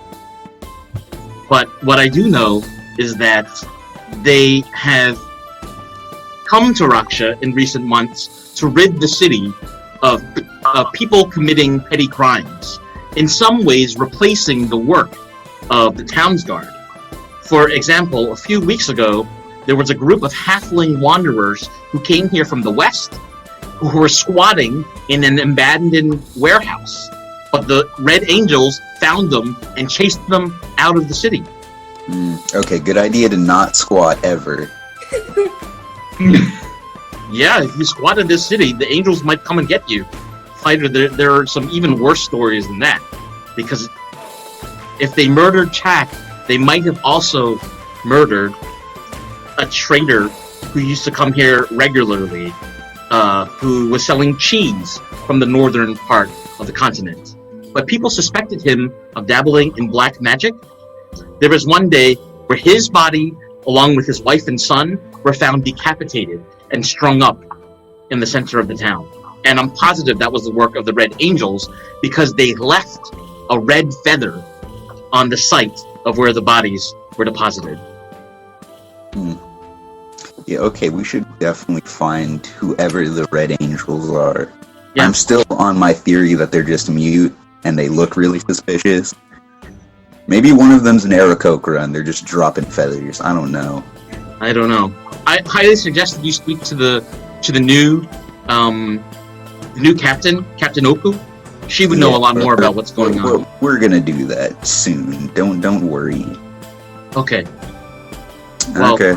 Come and talk to me. Come and talk to me later or tomorrow if you have any other questions. And don't tell anybody that I told you about the Angels, because it could be me next that they go after. Will do. As in, will not tell anyone. Okay. I'm not gonna tell anyone. Okay, get back out there and play some music. I'm on break. Oh. Dude, I just took her job. Well, as long as I'm getting paid. You go back out. So at this point, so the two of you go back out. Nix and Simon, what are you doing at this point? I'm sleeping. Nix is getting bored, and so she goes downstairs to go see what's up. She heard this loud shout of like encore and a bunch of coins flying all over the place. Mm-hmm. So she's intrigued. Okay. Simon's preparing spells for the next day, I'm imagining. Yes. Okay. So Nix, you come downstairs and you meet back up with Boo and Sibo, and you catch each other up on what information you've learned from Okin and Yulisa. It's now around 7:30. What do you do? We could grab some mead, and I might join someone playing cards and see if I can get any more info out of them. That's true, yeah. We could like split up and go to these different groups playing things. Or you could keep playing your instruments. Looks like playing instruments is a pretty lucrative thing for earning info. I mean, they gave me copper though, so that's not too good, but like, whatever. It's good enough. It's good. Cool. Well, if anyone wants to join me, I'm gonna head over there, and Nix points to the guys playing cards. Okay. And walk Sibo? over.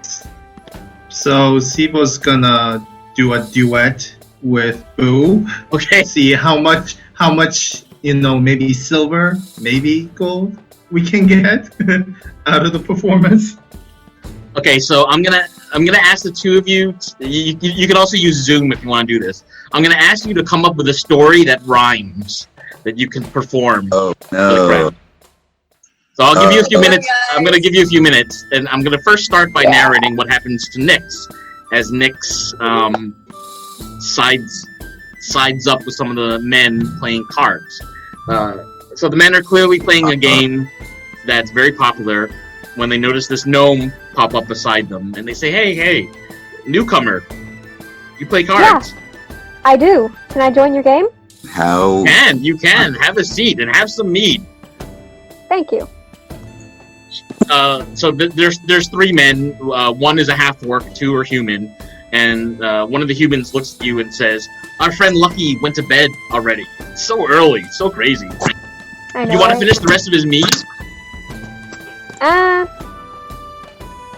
Nah. I think I'll have just one, but I'll start anew. Okay, we'll order you some, and he shouts mead towards the kitchen. Thanks. So it's gonna cost a couple coppers if you want to get into this game. How much? 2 coppers just to play. 2 copper ante. Sure. I'll play. So put in 2 coppers. Everybody else at the table puts in 2 coppers. So there's 4 players. Each player is dealt 2 cards, and the half-orc asks you, "Adventurer, where are you from? Why are you here?" Oh, I'm from all over. I've sailed quite a bit, but I'm here right now to try and solve whatever's going on here. There were people running away and murders being thrown about. I don't know exactly what's going on, but trying to figure it out. I don't know either. It's a little scary, to be honest. I thought I was going to relax here and get a job over in the salt pans so I could provide for my family back home. But I think I need to get out of Rakxe because there's way too many murders happening here lately. I'm actually quite scared, and I don't admit that to a lot of people. Really? Well, I mean, it would make sense. Even the head of the guards being murdered, right? That's right. Captain Oku is taking over now. I think she's going to be a pretty good leader, but it was mighty scary to discover that somebody or something murdered Captain Jamos and several of the town's guard. Very, very unusual. Where's Captain Oku from? When'd she show up? She's from southern Virlinia. She's from the lower part of the continent, and she showed up here about half a year ago. She's quite respected by people who are well studied in military tactics, as am I. However, there are a lot of people in this town who don't like her because she's an outsider. She looks different from us. She wears her hair in tight braids. She has much darker skin, and people in Rakxe don't trust outsiders very well. It's a shame, really. Yeah, it is. Thanks for letting me join your game. Yeah, of course. But one of the humans looks over at you and says, "I think," and says to you, Nyx, I've heard a rumor about what might be causing all these murders, but these guys don't believe me." Really? Well, let me hear. I'll share it with you. I think something or somebody is mixed up with the Red Angels. You've heard of the Red Angels, right? I might recognize the name. Tell me about them. Well, supposedly they formed to try to protect the heritage of Rakxe City. They believe themselves to be the true residents of Rakxe. They want outsiders out, and they will commit any kind of vigilante violence against people who don't look like other people from this town, or against people who don't provide a significant service to this town. And so, in the past few months, there have been some escapes and some people who have been chased out of the city, we think by the Red Angels, for doing things that under other circumstances would happen in any town of this size. Ooh. Have they ramped up recently? I would say that. One of the richest men in town, Rakxe, we heard there was a thief who had tried to pickpocket him, and after those rumors spread, the Red Angels had chased that thief out of town. We've never seen him again. Okay, and do you know, I mean, just a shot in the dark, but was this thief like a well-known pickpocket or something? Yeah, a town as big as this, we get pickpockets every now and again. So I'm glad that they did their job. The Crown's guards certainly weren't. So they've been rather incompetent recently, haven't they? Sounds like. Oh, the town's guard? Yeah. Captain Gemos was a good captain, but he's getting a little senile, if you know what I mean. Yeah, I do. Huh. Wow. Anyone else have any thoughts? Why don't you guys agree with the Red Angels? So the half orc looks over at you and says, "I think it's something supernatural. Red Angels, that could be humans, that could be someone like me, but I think what's happening is definitely supernatural." And he kisses you see he actually has a necklace with garlic on it, and says, "This is my protection right here.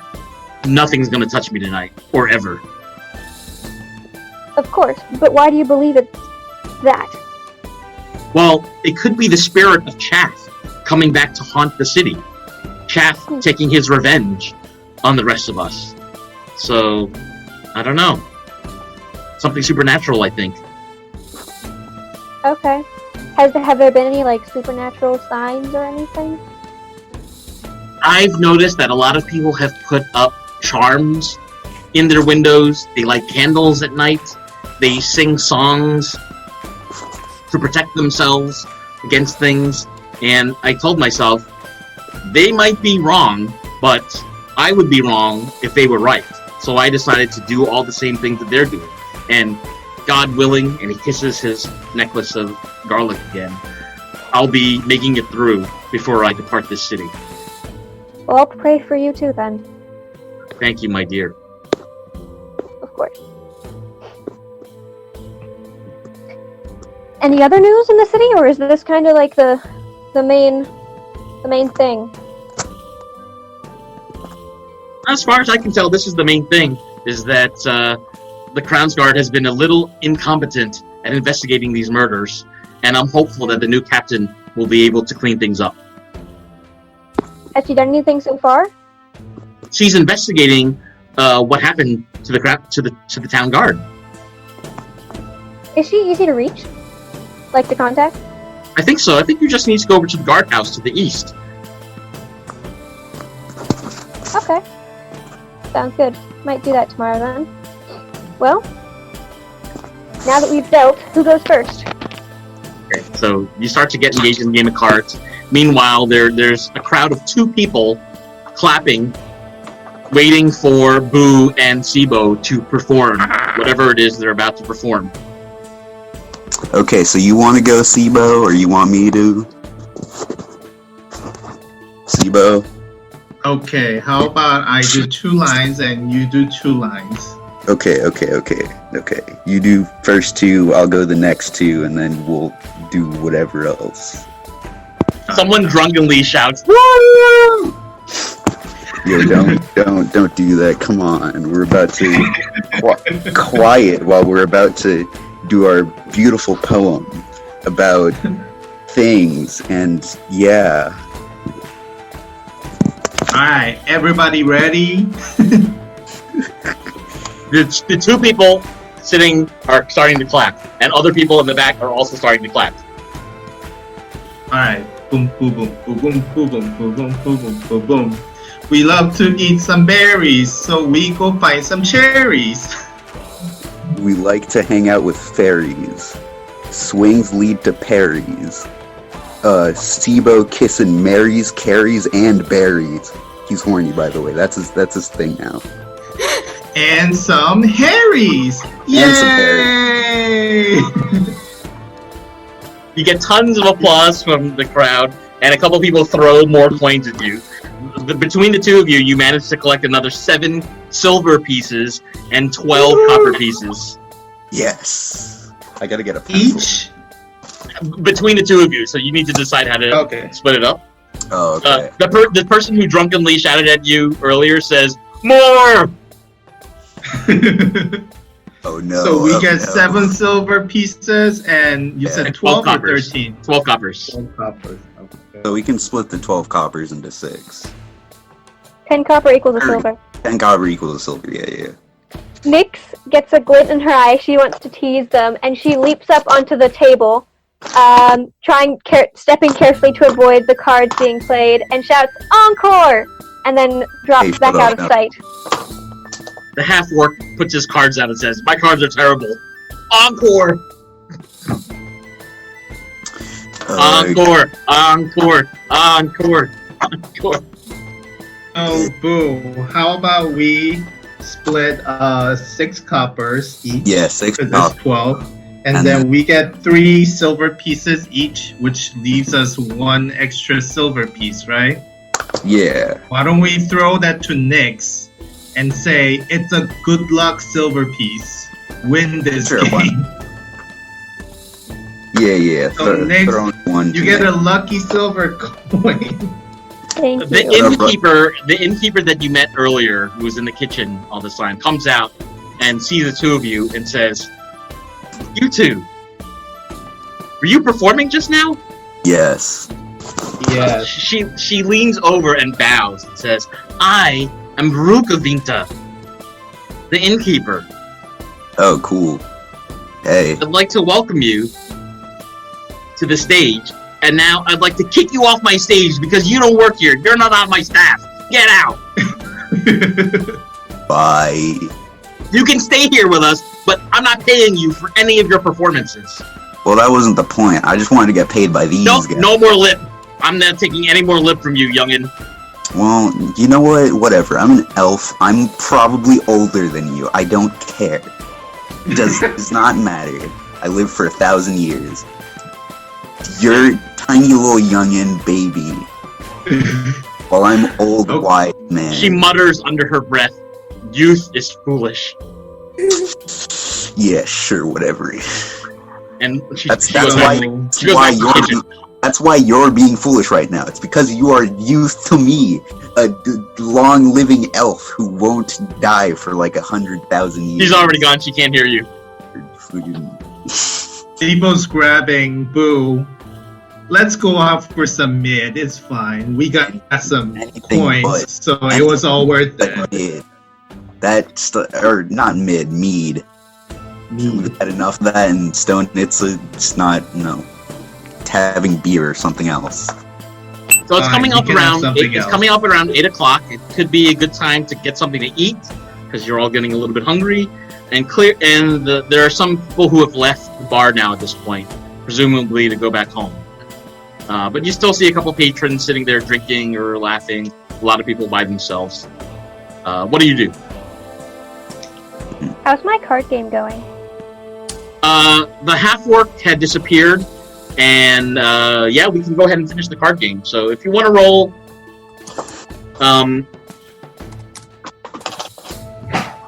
2d10 and tell me what 2 numbers you get.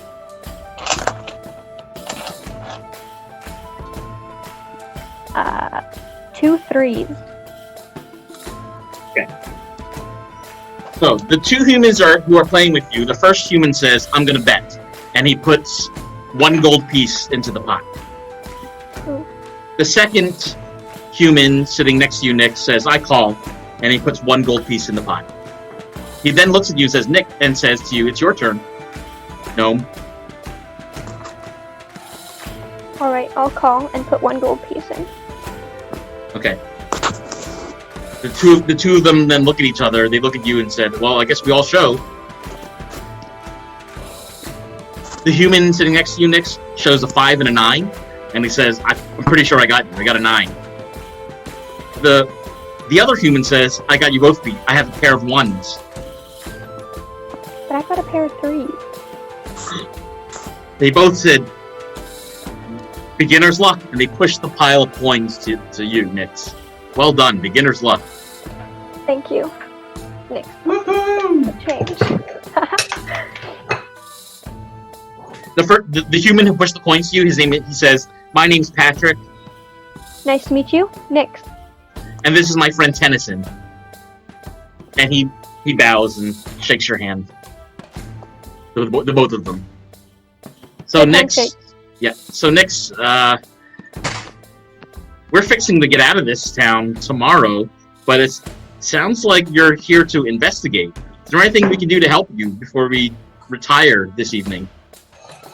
I mean, any other info about the Red Angels, the murders, the new chief person? Well, tell me what you want to know. Maybe we know something. When did the Red Angels start showing up? And do you know anyone who's in them? Oh, nobody knows who's in them. It's a mystery. But if you could discover who's in them, that would be very useful information to Captain Oku. Tennyson turns to you and says, I'm sure there's at least one woman and at least one man in the Red Angel. And one of them is at least 6.5 feet tall, maybe taller. One of them is really tall. Patrick says, and one of them is also really short, right? A gnome or a halfling. Tennyson says, yeah, but it could also be a male dwarf. You can tell by the beard. So I don't know which one it is. But definitely there's 4 angels or 5 angels hiding in this city. That's all I know. Most people here are neither particularly tall nor particularly short. In Rakxe? Well, there's a couple people that I know that are shorter, but I haven't been here long enough to know any of its taller residents. So you might want to investigate tomorrow or ask some folks where the tall people live. He jokes. Yeah. Look for a house with a tall doorway. Exactly. Okay. And, I mean, if you guys are heading out, I suppose there's no other way to contact you? I mean, we'll be here till tomorrow morning, and then we're both heading south to Stonica. Hopefully we can find work there, or maybe we're going to travel west. Okay. And have these murders, just one last question, have these murders been concentrated in any area of the city? There's one by the docks. There were several, of course, in the guard's house the other day. And the other ones that I've heard, I don't know where they took place. So you'd have to ask somebody who's maybe a long-term resident of Rakxe. Someone who's lived here a few years. Do you know anyone you would recommend? Maybe the innkeeper? Okay. Thanks. Well, You're good welcome. game, Don't guys. mention it. Very good game, beginner. I think you had us going there tonight, but good luck on you. Thanks. Same to you. I'm sure you'll find something. You're good, guys. So they both wave at you and turn to go to bed upstairs. And Nyx heads over to find Sibo and Orbu. Okay, they're both sitting there, like, not playing music. I've lost purpose now that I've been kicked out. Aw, poor you. That poem was really good, you guys. You really outdid yourself there. Yeah, it was amazing. Actually, Thank you. I played cards with these guys. Oh, for your work, I suppose. I can pay you back 2 silver pieces each. I won a couple gold pieces. It was nice. I did well. Ooh, thank you. You're welcome. I'll willingly take that. Sounds good. And I got 69 gold. Nice. Yes. Nyx shares the info that she learned. That's some pretty good info. Still don't get where the tall people live, but still some pretty good info. Yeah, I mean, they cannot really hide, right, if they're tall. So we'll probably guess, I've much once you see experience one, you'll not realize it's Red Angel, so that's a good info. Whereas we should be careful about the little one, because little one can sneak anywhere. So that will be the tricky part. If you wouldn't mind me asking, what time is it now? You guys want to grab some dinner and maybe make a plan? Or should we head upstairs and wake Simon or just head to bed? I kind of want to eat something, hoping that it's not poisoned with, like... I would eat anything besides cake, although I love cake. I cannot risk that again. That was a long sleep that I had to go through. Rukavinta, the innkeeper, pops back out and says, "Hey, you three, the kitchen's closing. You want anything to eat before we clean up tonight?" Yeah, sure. Give me something. I don't know. Whatever you have. 3 dishes You got of some dinner? turkey legs? So pumpkin soup, and pumpkin soup coming Yes. right Sounds up. great. Sounds good. Okay. She gets back. They clearly must be all they have. Yeah. She comes back and says that'll be 1 silver each. Yeah. Okay. That makes my silver count even. She kind of still has a slight sneer on her face at Boo and Sibo for stealing the stage and spotlight from earlier, but it looks like she's calmed down considerably from then. The lady who's playing the harp needed some help because she doesn't know how to play the harp that well. So I decided, with my Nick, gracious Boo big under heart. the table. No, I'm explaining this. Don't kick me. I'll kick you back. Anyway, with my big giant heart, I decided to help her, and Rugavita stops as you're speaking and just turns away and mutters to herself, "These youth think I need explanations. Bother." Y'all are dumb. And Nyx hisses across the table. See, I was right. Shut up.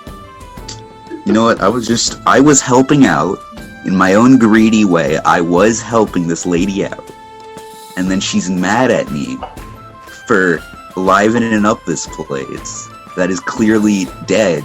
No joke intended about the murders. Clearly the audience was dead. They didn't want anything they didn't care about the music. I was just trying to liven it up because this place is boring. Whatever. I'm doing my job. I'm an entertainer. What do you expect? So, Okay. folks, I need to take a pause for a few minutes. Before I take a pause, it's going to be just like 2-3 minutes. I want to give Nyx 10 experience points for collecting information about the plot, and I'm going to also give Sibo and Boo 10 experience points for currying favor from the locals by playing your music and creating a poem for everybody. Cool. Sick. That was good, guys. Woo. Yay. Okay, so the three of you are sitting at the table in the Red Eye, having your pumpkin soup, kind of finishing up, and talking about what you'd like to do the rest of the evening. It's about 8:30, 9 o'clock almost at this point. Wait, did either of you use the spoon? The spoon of, I don't know. Purification? Yeah, that's what No, I didn't. Oh, okay. We're gonna die probably if this is poisoned, but whatever. I'm gonna trust that it's not poisoned this time and just continue drinking. Y'all can Okay. check. But Well, I'm just throwing whatever, that out there. whatever happens, why did you have to make that innkeep mad? Because Patrick and Tennyson said she's like the best place to get better info here. So, no. I was performing. I was doing good art. I wasn't even going like, this is mine now. Like, this is my stage now. I didn't own it. All I did was perform because there was no one else there. And the harp lady was not very good at the harp. Don't tell her I said that. She probably knows anyway. Okay. Whatever. So, should we go wake up Simon? Or should we, like, Nah, leave just Simon. go to be. bed? Nah, yeah, let's just go to bed. Wait when you're up in the morning and you guys can fill me in. Yeah. Okay, so everybody goes back to the bedroom, calls it a night. Yep. So I'd like to wake up around 5-ish in the morning. Okay. And? Can I shake Nyx awake? And Yeah. then apologize, offer to buy her something later, and ask if she could quickly fill me in on what happened last night. Mm-hmm. And we apologizing to Nyx. Yeah, for waking She her up. woke me up at an awful ungodly hour. Yes. I'm kidding. Keep going. Nyx rubs her eyes and is like, groggily says, yeah, let's go talk somewhere else. Okay, so I'd like to go downstairs. Is anyone awake yet?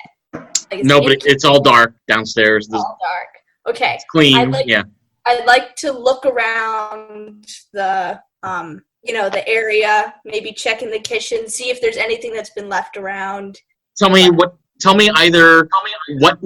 are you looking for as you're inspecting the space?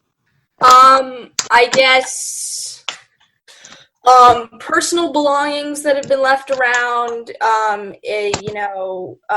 if there's any books, like how clean is the space compared to how it was last night, where is everything stored? Is there any specific cabinets around the room? Are they unlocked? If they're unlocked, what's in them? Okay, so this is a few different things. Let's start in the kitchen, because you roll an investigation check and investigate the chicken. And if Nyx is helping you, Nyx could do another investigation of some other location. I don't know. I think, Nyx, you're staying asleep upstairs, right? No, you just woke her up. Oh, you're coming down. I'm coming down with you. Oh, okay. I'm not going back to sleep. I've been promised food. Okay. I'm going to, as Simon walks around investigating stuff, I'm going to chat away about the stuff we found out. Okay, yeah, she can explain. So I'll roll to check the kitchen. I got a 10. So everything looks like it does have its place. The vegetables have a particular place in the kitchen. The knives have a particular place. The pots and pans, the spices. Can I remember where they are in the kitchen for the future? Yes, it's very clear what section there is. The one thing maybe slightly unusual is that you notice that that you can't find any salt. Okay. And the kitchen typically has salt. And Rakxe, which is known for having salt pans outside the city, should have salt. But in the kitchen, you can't find any. Mm-hmm. So then I'd also like to investigate the meeting area. And okay, for what? Like I said before, just what does it generally look like? Is there anything there in particular? Whereas, Yeah. Go ahead and roll an investigation check. Okay. And Nyx is still tailing him, going on about what happened yesterday. I got a 13.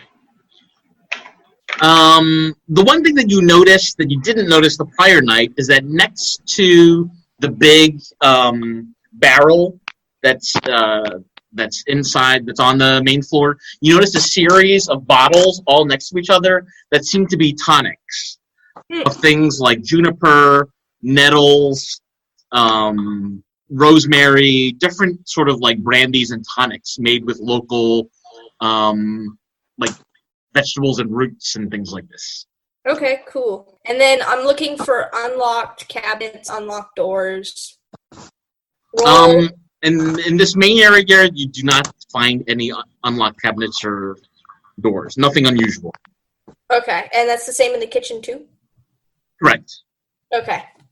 So, Nyx, have you already filled everything? Yep. Okay. So, I was thinking we should go, I was going to go take a walk around the city, try to figure out where the town crier's house is, try to figure out where this guy Kataraska's house is, see if, the guard's house is open yet, and maybe get a little bit of cheap breakfast somewhere. I don't know if you want to come with me or not. What your I'm up now, I might as well. And I suggest we start with the guard's house. Okay. So let's go down to check out, see if the guard's house looks open, looks as if there's anyone in doing things, whatnot. So the two of you walk outside and you notice that it's still a little bit dark outside. The sun is slowly rising. However, you're noticing a little bit of a mist, like it's about to rain. Okay. So you're walking east down this main street until you come upon what is clearly the guardhouse, based on the crest of the city emblazoned on front, and two guards posted outside of the ground floor, awake and clearly saluting and noticing you. Okay. I'd like to go over to them and ask if there's any point in the day that Captain Oku's available that I could arrange a meeting to speak with her. So one of the guards looks over at you and says, yes, typically Captain Oku wakes up very early. So you might come back here in an hour, and I can imagine she will already be awake and about. All right. So, thank you. I hope you have a good day. Let's Nick, actually... Nick, one of the guards. Yes? Well, this is to the guards. Do you have any recommendations for places that would be open this early for breakfast? There you go. Well, the Red Inn will be opening in an hour or so, and that's where I would go to have breakfast. All right. But I live here, so I eat here. Okay. Have a good day. You too. All right. Can I go check out the Raven Temple, see if there's anything there? So do the two of you want to split up, or is Nyx just accompanying you while this is happening? I don't know, Nyx, what do you want to do? I mean, I thought about splitting up, but with the Red Angels lying around and their main goal being to eliminate outsiders, I somehow feel a bit safer with you by my side. So I'll hang with you. Okay. Okay, so you turn back to the main intersection, and you can clearly see the two-story temple to the Raven Queen with the columns and the painty swirls on the outside. Along the way, you notice what looks like an abandoned house with a fence post outside and a doll nailed to the fence post with what also looks like a message nailed underneath the doll. Can I go read the message? Yeah. Okay, I'd like to go read the message. Okay. Because you go over and do you tear it out, or do you? No, I just look at it. Just look at it. You can't quite read what's in the message unless you pull out the pin or the screw, I guess, or the nail, I'll carefully take out the pin to try not to damage it and read it, and then when I'm done reading it, I'll return it to its spot. Okay. So you're reading the message. It says boo, BOO exclamation point. Okay. And you notice the doll has fallen to the ground, like you've dropped the doll, and arising from the ground seems to be a bony claw that grabs the doll. Okay. The two of you then notice a series of other bony claws also jutting out of the ground. I'd like the two of you to roll for initiative. 9. I got 3. No, I think I'll use my inspiration here, and I'll up that from a 9 to an 11.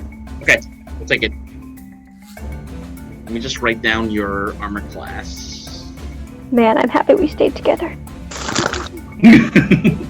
Yeah. It's a common meme about splitting up the party. Yeah, that's true. And then getting everyone killed.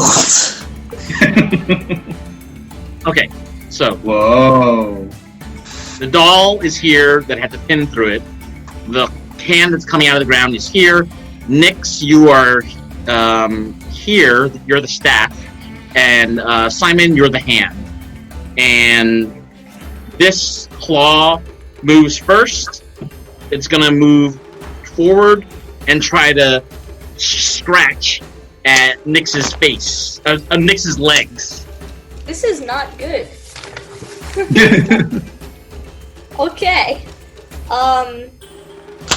Nyx, your face is bloodied by several fingers from this claw for 1 hit point of damage. Okay. It's this one's turn to act. This one is now also going to scratch Nyx at Nyx's legs. And also hits for 6 points of piercing damage. You're clearly bleeding from your wounds now. Okay, not good. Nyx, the crawling hand directly in front of you also strikes directly on the wounds that you already have. And misses. Nyx, it's now your turn to act. Okay, well, I have what I have here. I'm going to... dang. I don't know. Is it worth it to wild shape to, do some attacks or something? I think I'm going to, because my wild shapes have more HP than I do. Wild shape, definitely just start killing things. I'm gonna wild shape into Direwolf and absorb all of my materials and clothing and stuff into the shape. Can you tell me what the armor class and hit points are of your new shape? The armor class is 14 and the hit points are 37. Okay. Whoa. And that's a bonus action, right? So you can still attack? Yes, it is.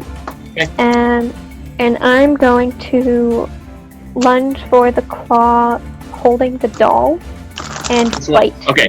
The one right diagonal from you. Go ahead and roll d20. 25. Yes, so that's definitely a hit. Go ahead and tell us your damage. 6 damage. Okay, that's enough to knock this one out of the battlefield, so I'm just going to eliminate it from the screen. And I think that's the end of your turn, right? Yes. Simon, you're next to act. Okay, I'd like to cast Magic Missile, and Okay. I'd like to aim 1 missile for each of the claws that are still around Nyx. Okay, go ahead and roll d20. Alright. Oh wait, do you roll a spell attack or do I have to do a save? Let me look that up. I gotta look that up. Can't remember. It's instantaneous. Maybe it's a save. So you don't have to do an attack roll then. I just need to save against your missiles. Okay, so you're hitting the 3 that are around Nyx. You can roll damage, Simon. Okay. So I think there's 3d6s. So. So roll 1 for each. Oh, okay. So 1's 4. Okay. 1's 2. Okay. And 1 is 3. Okay. So they're all struck by a magical dart coming from out of your hand. You can see they're all jolt back when they get hit. They're all looks like one of the pinky bone is falling off, the thumb bone is falling off, another one, but they're still moving, all 3 of them. Okay, this one is gonna move here, and this last one is gonna attack Nyx in the shape of the wolf. Great. And seems to only be able to grab at air. That's the end of the first round. So top of the second round, this one is going to try to attack Nyx by scraping where she is already wounded. Wait, in my direwolf form, I have no wounds. I'm at full HP because the 2 HPs don't cross. Okay. You're still struck for 2 points of piercing damage. Okay.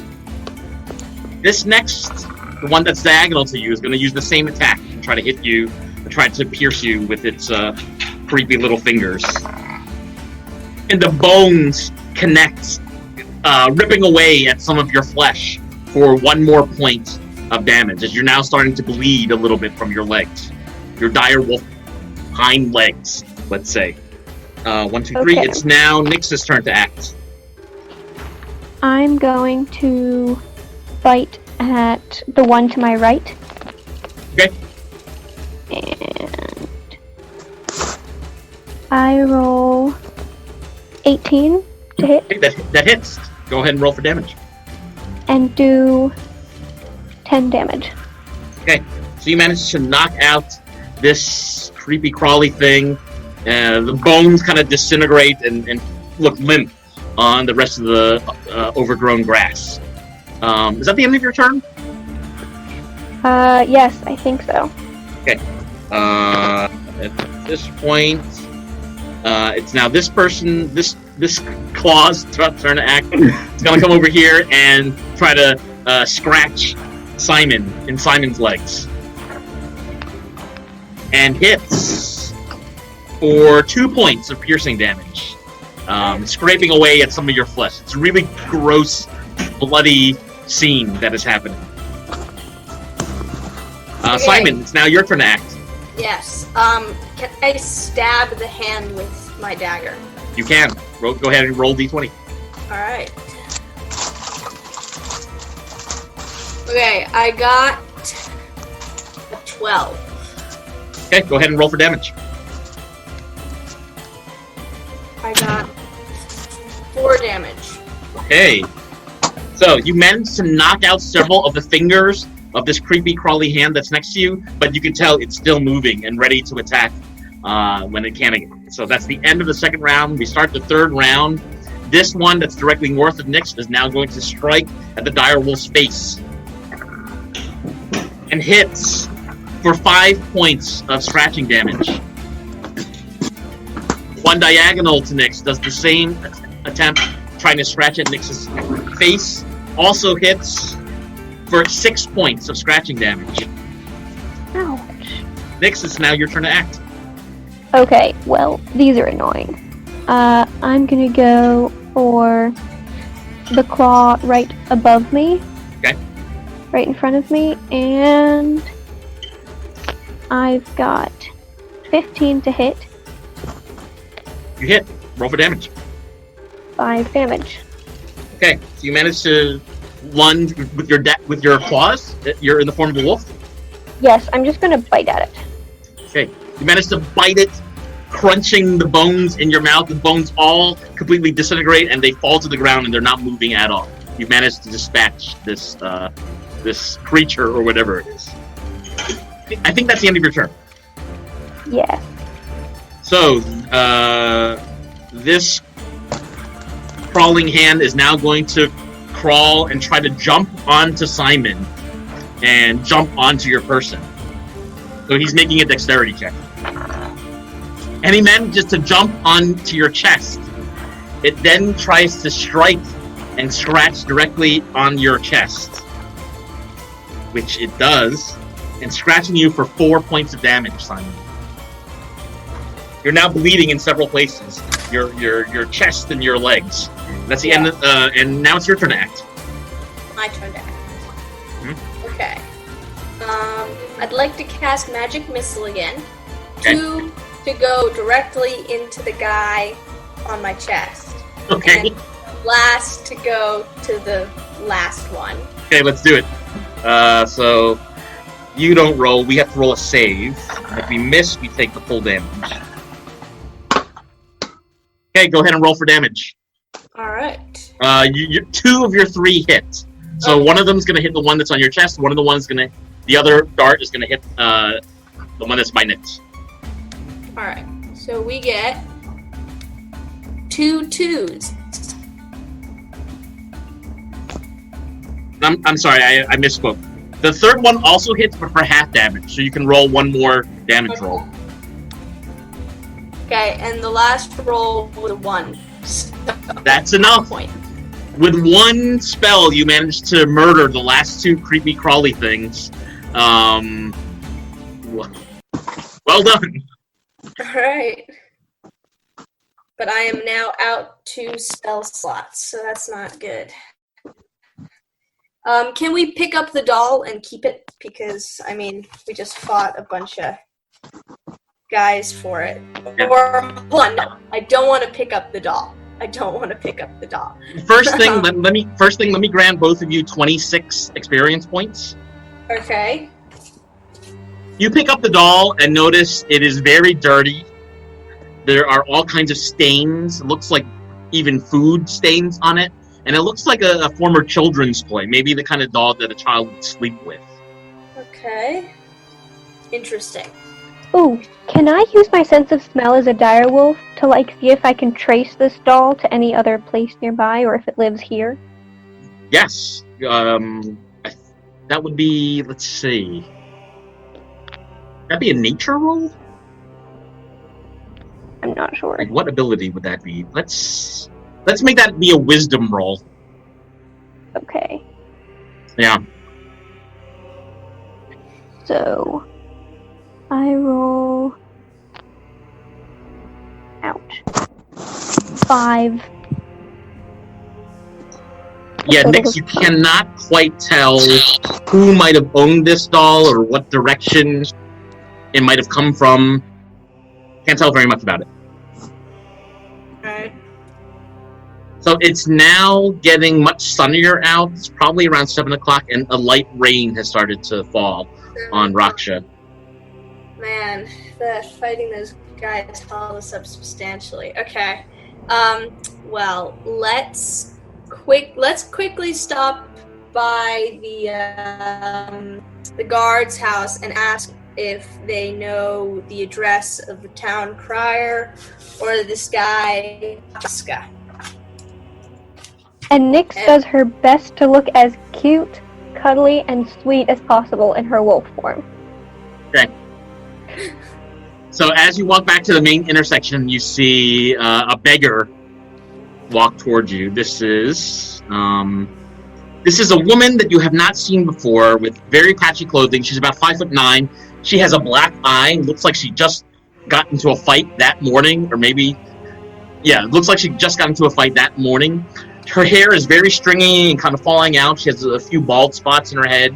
Her pants are stained with all of a number of many of dark, dirty-looking things. And part of her ear looks mangled as if it was gnawed upon by rats. She looks at the two of you. She sees the human with the wolf and says, "Ah, pretty doggy, pretty doggy." And she starts walking towards the two of you. Let us continue walking in the direction of the guardhouse and ignore her. But she is in the direction of the guardhouse because you have to walk past her. So we will walk past.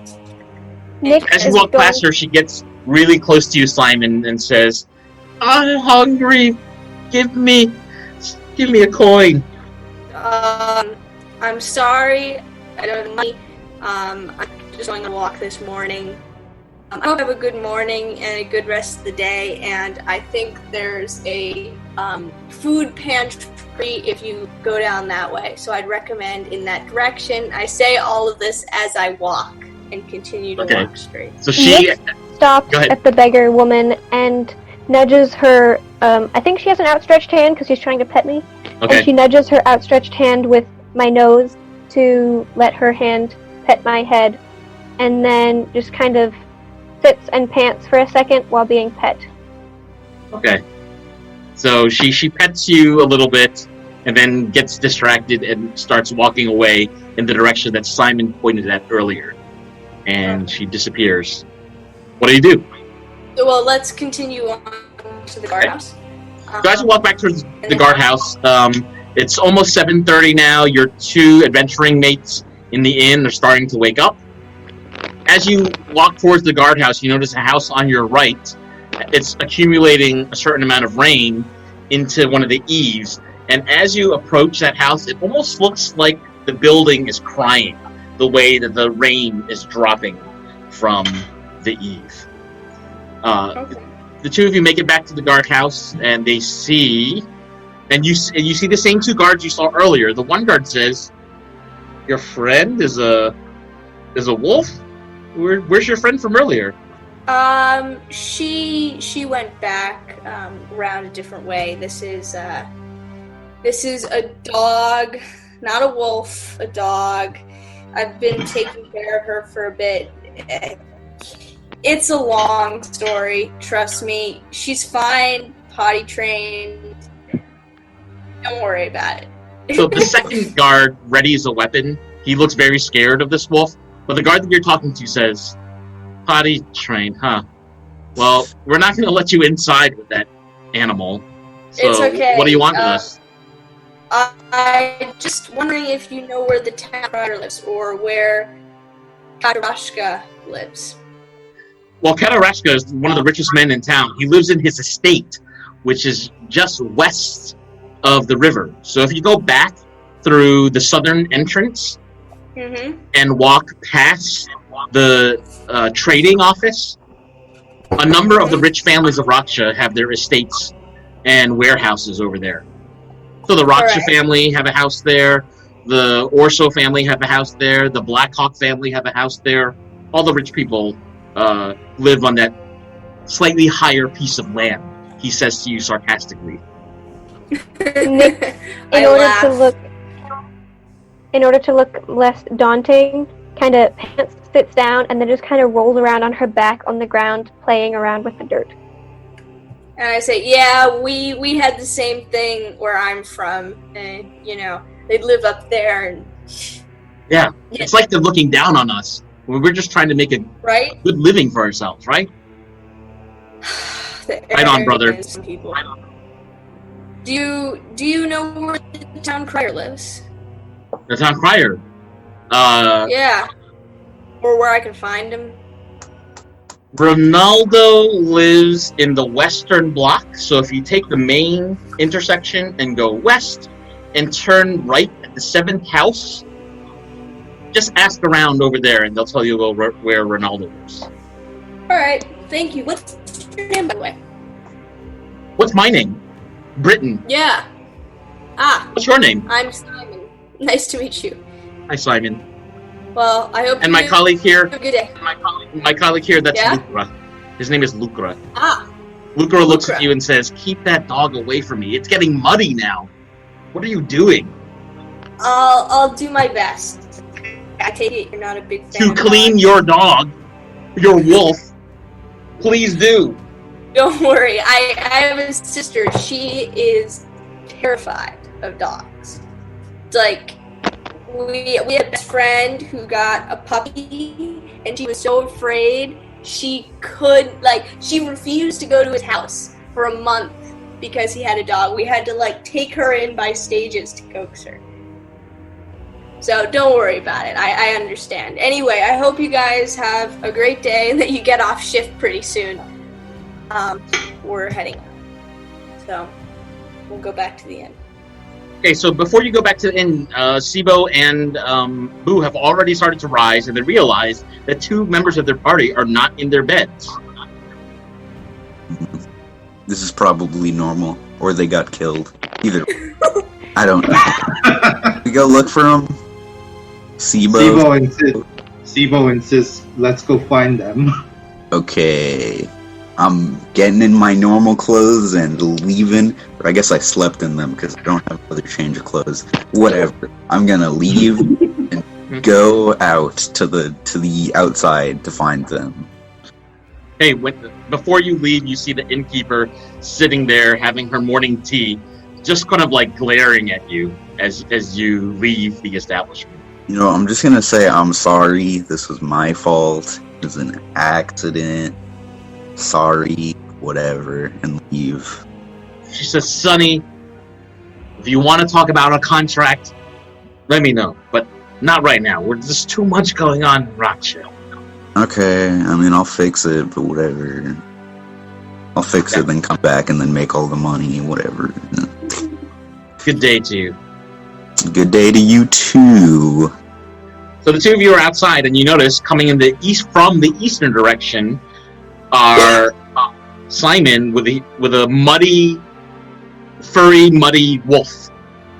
Yo, what's up with the wolf? Where is our... Did the wolf eat our other party member? Simon... No, this is Nyx in wolf form. Yeah.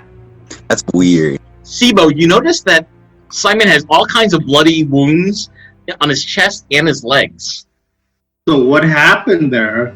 You look like you had a very interesting but bloody morning. At least you fell at least 2 flights down the stairs. Yes, exactly. No, the one time that I was not cautious, I pulled out the skin on this doll, and lo and behold, we got attacked by a bunch of rotting hands. So that's where we are now. We have the doll. If you guys want to look at it, I suspect it was a trap set by, the Red Angels or someone else. I don't know. They seem the most likely crew. Nyx Yeah. trots around and rubs up against Boo and Sibo, leaving little muddy streaks across their clothes, and then stands in the middle of them, watching them, and suddenly feels the urge to dry off and shakes mud everywhere. You're messing up my perfectly red outfit with that mud. It's disgusting. Oh wait, no, we're outside. Thank God. You're outside. There's a slight rain outside, yep. Thank God. Dude, in the bar. Well, this should, maybe rain would drop more and we'll just get all washed out.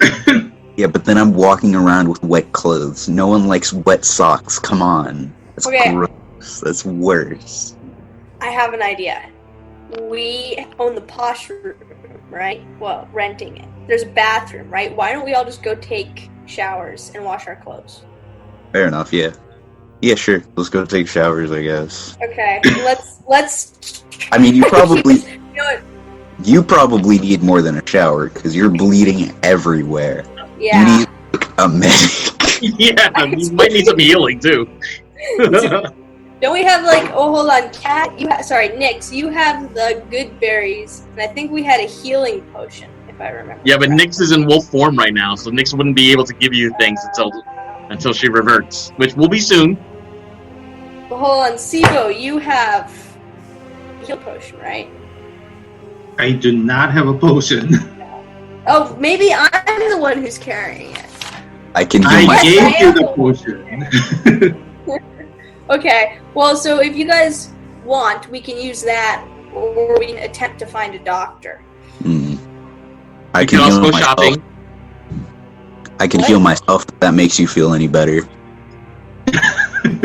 Yes, it does.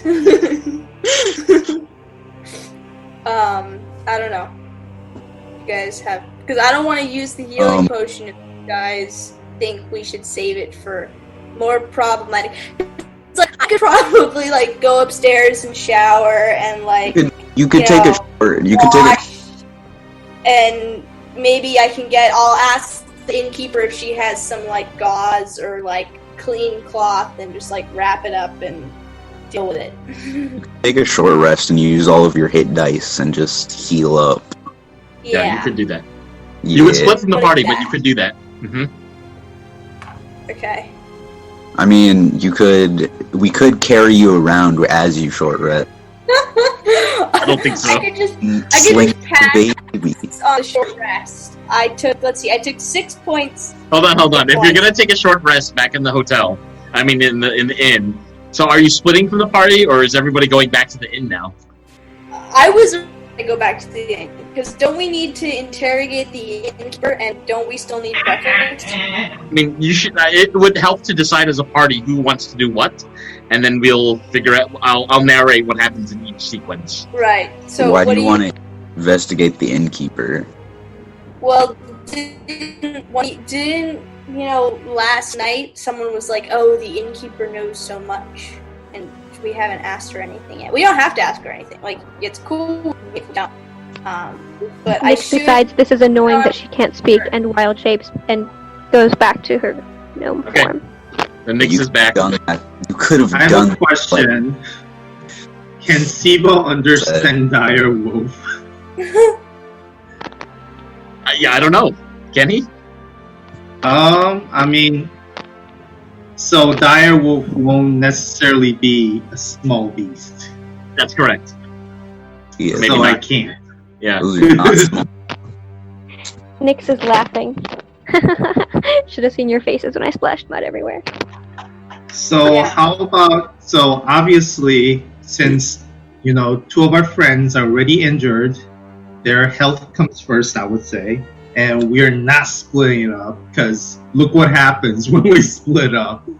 Bad things happen. So we're just gonna go back to the inn where, you know, while they take shower, I'll ask the innkeeper, say what's up, you know, and we can investigate and take it from there. How about that? Okay. Okay. Sounds good. So we take the direwolf, muddy direwolf. Oh, and I'm we, It's I'm Nyx is Nyx back now. in Nyx's I'm a form. gnome. Yeah. You hear a Yeah. sound. So before you, as you make your way back towards the direction of the inn, you hear like that snapping finger sound, and you see Mr. Ephraim Wake, who you met yesterday, walking towards the party. Okay. Sorry, man. We can't really do this right now. We were gonna. Their Simon like, dying. Hold on. Oh, yeah. You What- hired me to tell you about the city.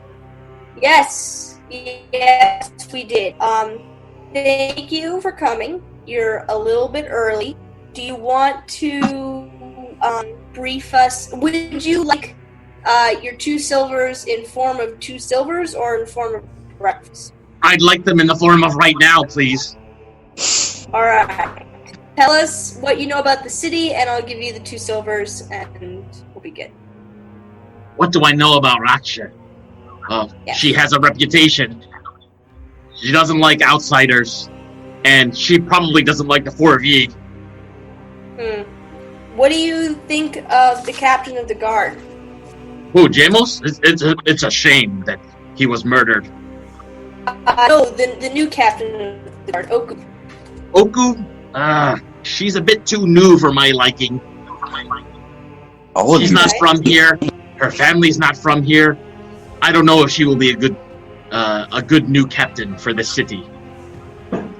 What do you think of Katarashka, the richest man in... Katarashka, he waves his money about as if he's made of it. Men like that need to know their place in society, if you know what I mean. Mm-hmm. Do you know anything about his... Probably has a pretty public life. Do you know about his wife, sisters, family, brothers? His daughter is quite lovely. And she is engaged to be married with Diane Orso, which will unite 2 of the richest families in this whole city. They're going to own everything, I tell you. You know, I think that what do you know about? It's not marrying in with my family, which will be the richest. So it's completely out of the picture. Doesn't matter. What do you know about the Orsos? Orsos? They're a smart group, that clan. But not as smart as the Rakshas. This town is named after them, after all. Mm-hmm. So who owns the salt mines? The tin mines. The salt mines. The salt pans. Yes, the salt pens. I'm sorry. More or less, people have carved out their own piece and gather salt as part of their business. So many families in town own many pieces of the salt pans. I see. And the tin mines you mentioned? Who owns them? They've been abandoned for many a year, ever since skeletons were found attacking miners. This is why the project to build a salt mine was also abandoned. Really? Yeah, fear of skeletons. Huh. And what do you know about the Red Angels?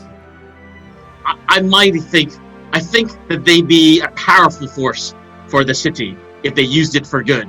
And overall, they have used their powers for good. Alright.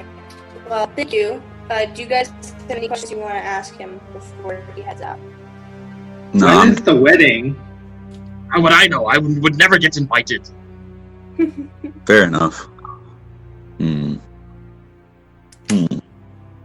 Hey, Nyx turns to Wake.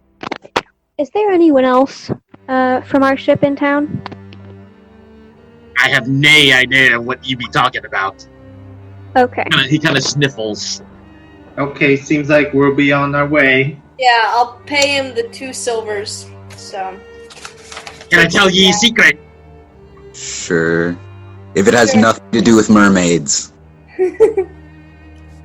He says, "Oh, bye."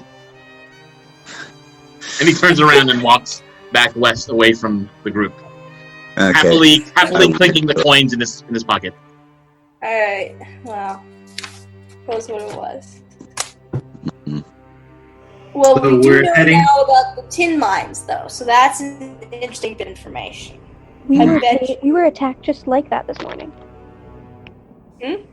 We were attacked just like that this morning. Skeleton hands coming out of the ground.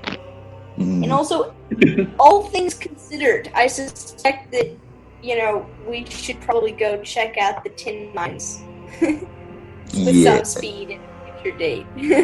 And let's go back and check out that creepy house we were first considering staying at, because I have a feeling that if something's scary, it's set up to be scary for a reason. That is a good idea. It's a very good idea. I have a deep feeling to burn it down because it's scary. Yeah, it doesn't need to exist. So, Alright. So now would be a good time to kind of sketch out what you'd like to do for the remainder of the morning. It's almost 9 o'clock, so we can pick a few different small things to do, or maybe one big thing to do. And then you also should decide if you want to break up the party, and if so, who's going where. Well, have we been to the inn yet? You have No, not. we haven't yet. You're walking in that direction. Yeah, let's get that done. I don't know what you did. Is there anything else, like, aside from what you guys want to do? And you want to do you, Sibo, and Boo want to go off by yourselves and just leave me and Nyx to fix our injuries? Well, let's go back to inn first. And while you two are showering and recuperating from unexpected battle from this morning, I'm gonna talk to the innkeeper. I don't know what Boo wants to do since he's not in such a good terms with her. yeah, I'm not gonna do that. I'm gonna do the opposite. Yeah, I don't So really Boo, know. you can stay in a room and just chill like you Yeah. usually like to do. I don't know. I was gonna say I'll play music, but then she'll get angry at me and then come in and be like, "Hey, get out of my inn, you weirdo." You can play music Maybe I'll while find. they're cleaning up. Yeah, I'll go find the harp lady and see where she's at. Okay. Then we'll hang out. And So everybody's going back to the inn? Yes. I'll go back to the inn. Okay. So it's just around 9 o'clock now when you go back to the inn, and when you enter, you see a few patrons of the inn. The half-orc and his 2 human friends that Nyx had met the night before are having breakfast downstairs. You see sipping tea with Rukavinta, the innkeeper. You see a very tall man with glasses, and he's balding a lot. He has white hair and black framed glasses. And it looks like the two of them are like talking in hushed tones. How tall is this guy, He approximately? looks very. He's currently seated, but even seated, he looks quite tall. Weren't we supposed to find the tall guy? Other than me. So, Sibo wants to approach them, just like, very quiet fashion, so that maybe he can eavesdrop a little while the other people in the party go upstairs. Sibo, go ahead and make a stealth check to see if you can do that successfully. And is that D20? Yeah, so roll a d20, and then you might have a dexterity modifier. I got 12 total. So you managed to get a little bit closer to the two of them, Rukavinta and this tall man, and as you get closer, they both stop talking. And Rukavinta turns to you and says, "Gnome, anything we can do for you?" I was just wondering, you looked very distressed this morning, so I was just wondering what's going on. Son, I'm just stressed out by all the things happening in the city. Can't figure out what's going on. I don't know if I should close my business and escape or keep things going in the hopes that we can reopen safely. I'm having a lot of sleepless nights. I'm sorry to hear that. Oh, sorry, I didn't want to be rude not to recognize you since you're so tall. What's your name? So the tall man looks you up and down and says, "Good day, my name is Emerid.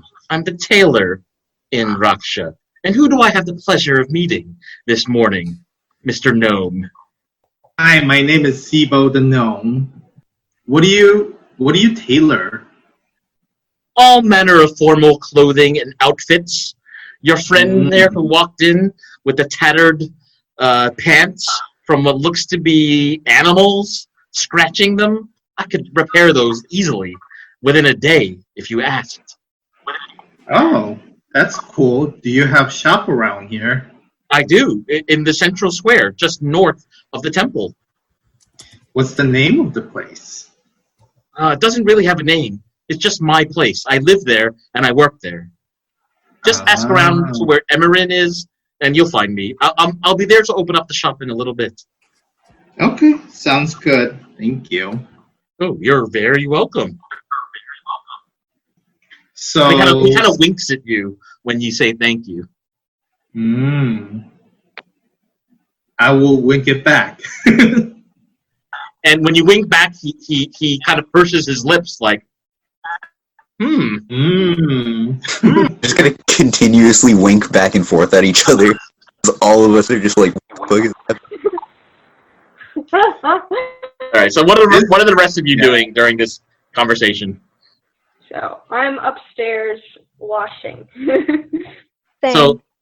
So Oaken explains if you're looking for hot water, it's going to take us a few hours. Cold water's fine. Okay, we'll leave you be. And Boo, what are you doing? I'm gonna go find the harp lady.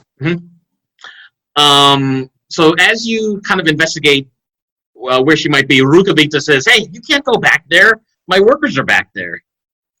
Yeah. Fair enough. Okay. Don't want to intrude on your workers. My bad. I stepped out of line. Whatever. Yeah. Do you want some breakfast or something? Sure. Yeah, why not? Have a seat. We've got pumpkin soup. Do you all just eat pumpkin soup? Yeah, it's delicious. I mean, it's good, but not every day good. Well, it's not like we have a lot of trade of fresh vegetable shipments coming into the city lately with all the crime and all that's been happening. So we've got pumpkin, we've got juniper. Maybe I could slice some slivers of garlic on top for flavor. It makes my organs vampire-proof. This is true. And she kind of laughs at you. She kind of laughs at you knowingly, as if she's kind of communicating to you. She knows other people in the city are using garlic as a way to ward off against whatever could be in the town. Yeah, I'll just have some pumpkin soup. That's fine. Okay, I'll get Oaken to get it for you. Just have a seat. Have a seat. Yeah. And she resumes her conversation with Emerin. How tall is this man compared to me? He's much taller than you. He's significantly taller than you. Almost a whole human head taller than you. I'm supposed to be the tallest. Come on. He's much taller than you, actually. How tall are you? Very. Because I am an elf, and elves be tall. Now, how tall are you? It was 6'1", 6'3"? I think I said like 6'3", yeah. Yeah. So Emerin is taller than 6'3", at least 6'9", 6'10". You can't tell because he's seated. He is huge. Dang, that makes me feel inadequate compared to his tallness. Ooh, can you eavesdrop on them? If that's okay. Oh yeah, sure, I'll eavesdrop on them. Which I'm gonna say very loudly. No, I'm kidding. Oh yeah, Let's make a stealth check actually for this. That's a 17. Wait, stealth. Yeah, 21. There you go. I can do that. You can tell he seems kind of flirtatious with Rukavita, but not in a sexual way, more in a playful way, from the way that they're communicating with one another, and that he's on occasion kind of like touching her hands when they talk and laugh about different things. The only words that you can seem to make out, because they're kind of whispering, is the word egum. Egum, and the word Sindra. He seems very playful in the way that he's communicating with the Rukavita. Rukavita just seems very serious the whole time that they're having this conversation. But most of it is very much in hushed tones. Probably just having fun or something. Yeah. I want to ask them what they're talking about, but that would be intruding on their privacy, which I'm already doing, but that would be very blatantly doing it, and I'm not into that. So I'm just going to continue to slurp down my soup and pretend like I'm not listening to them. But you actually are? Yeah, no, I actually am. Yeah. You make another stealth check. Yep. And then Sibo, I'm assuming you're sitting there too. You can also make a stealth check if you're trying to eavesdrop. Okay. That's a 14. I got 16. Sibo, you pick up that Emerin at one point says to Rukavinta, "Sis, we gotta get out of this city." Hmm. Boo, you don't detect any additional new words or information from the two of them. This must be code of some kind. Too bad I'm not smart enough to figure it out. Whatever. So at this point, I can imagine that the bathing and hygiene is done, and Nyx and Simon are going to return to the group. Am I correct?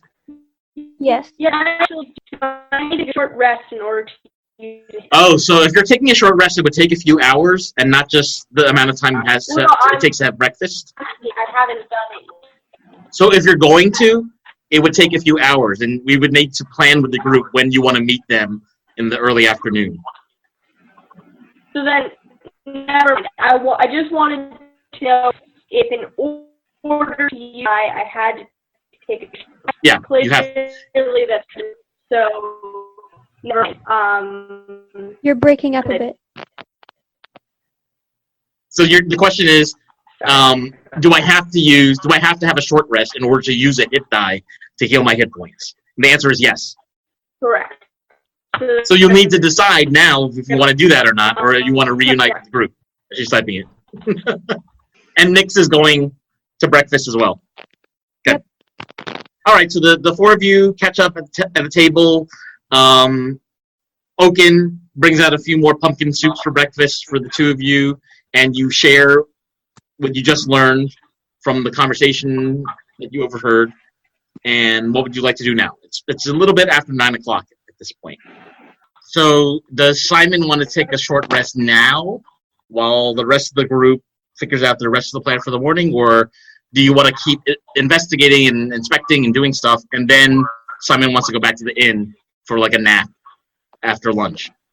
Let's keep the party talking, and then it sounds like Simon wants to leave and take a short rest and heal up in the early afternoon. That's totally fine. All right, so pumpkin soups are being consumed. We're sharing information and talking about plans for the day. What are we going to do? So, Nyx, I see that your clothes are, like it's still, blood is there and it's kind of ripped. What do you think about going to that tall guy who is a tailor? He owns a shopping center of this town. Would you like to go and check out new clothing, or perhaps he can fix it for you? What do you think? I could use a mending cantrip, honestly. Mm-hmm. But it might be advantageous to check in on his shop because he's so tall. So I'll pretend I can't do anything, and I'll head over and have him mend my pants. Okay. And also, he was winking at me earlier, so I think I'm gonna flirt a little and see what I can get out of. Wink harder. It could be more than a wink, who knows? We'll try it. Blink instead. Both eyes at once. As you guys already know, that bad cake has left me some horniness right now, so we'll see how this goes. Oh, That's your new stat. Write that on your character. New ability. People, the horny gnome? Sure.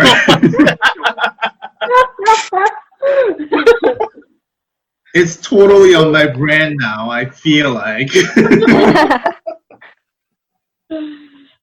After all, I'm adorable. It's just 2 out of 7 feet tall and just you did say you're the best looking gnome in the world. Exactly. Not really true, but Nyx true shakes her for the head. sake of your ego.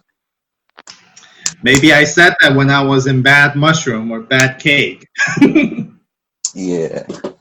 So Nix is going to approach this tall guy, or you're going to wait to go to the shop?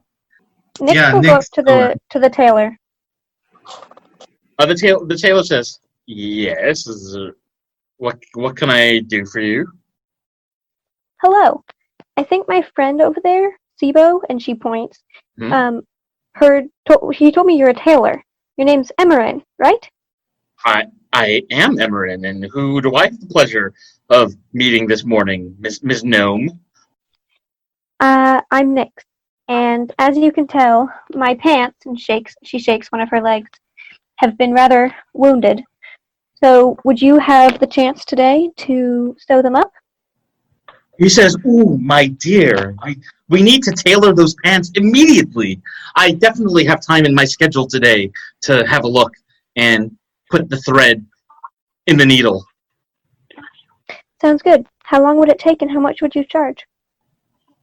Probably take me 20 minutes. I'd probably charge you 3 or 4 silvers. Okay. And Sounds good. Sibo winks at him and yell, "Discount!"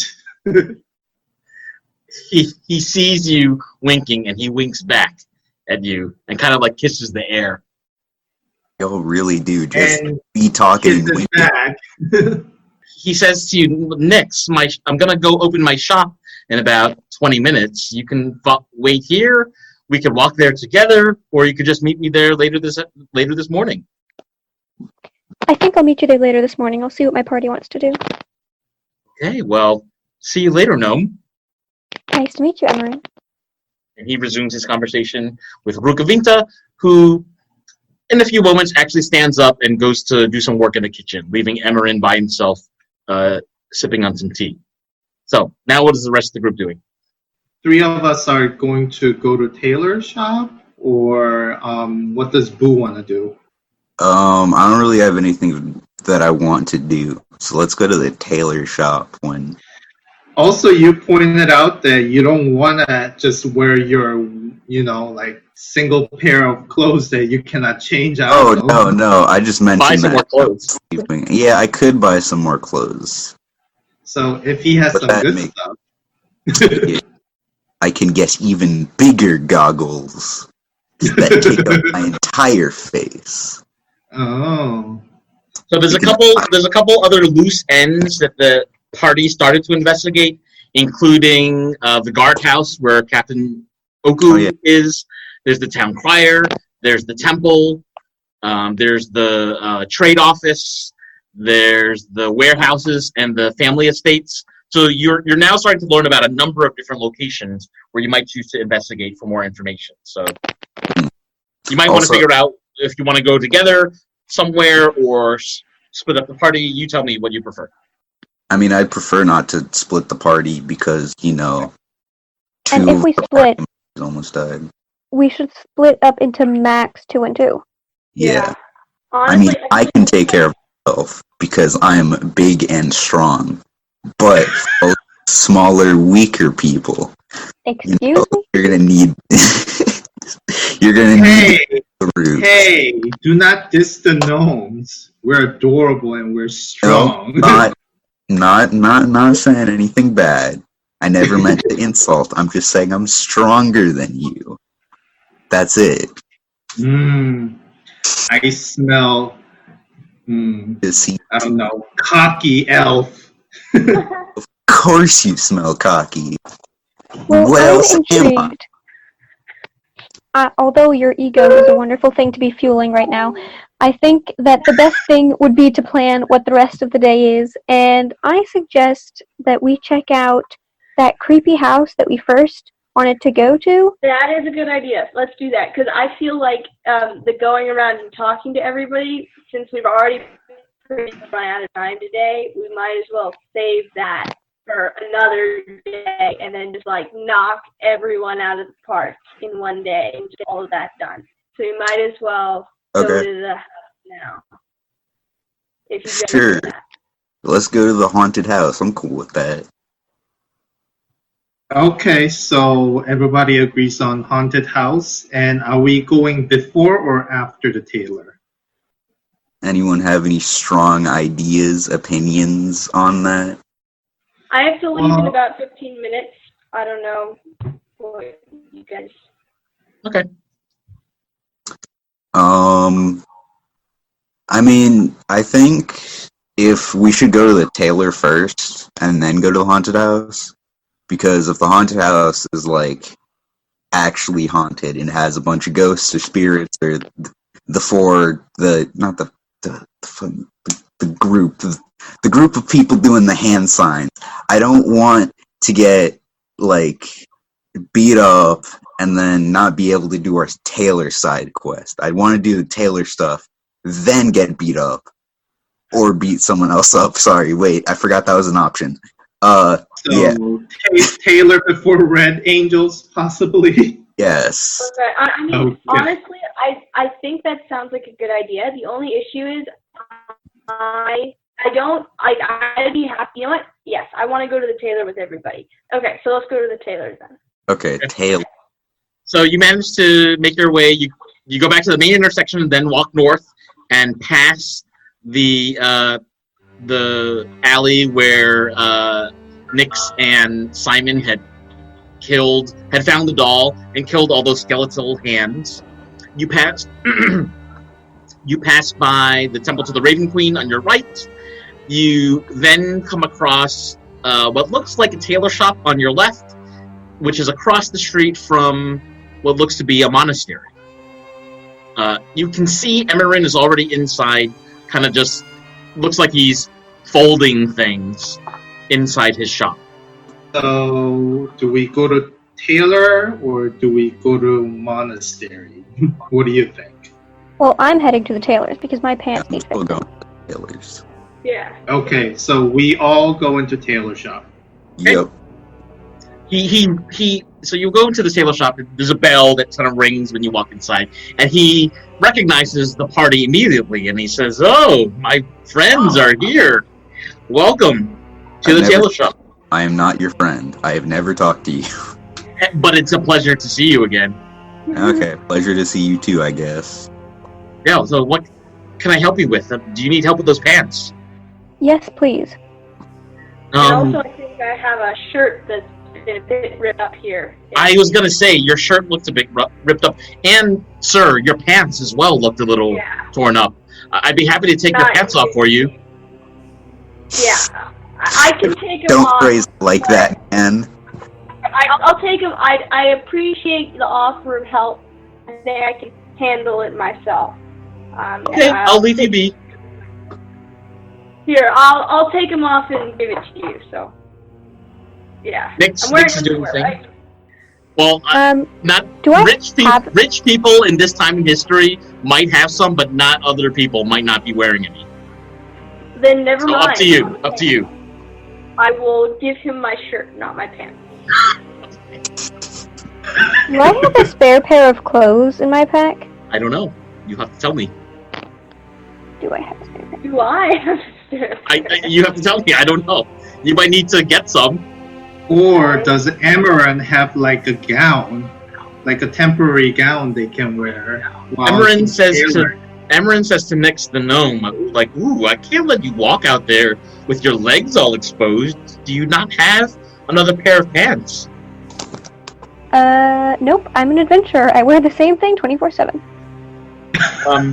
Well, it would take me a day or so to sew a pair of pants to fit you. But if you like, I could lend you some fabric and some pins, and I can make you a sort of like a skirt.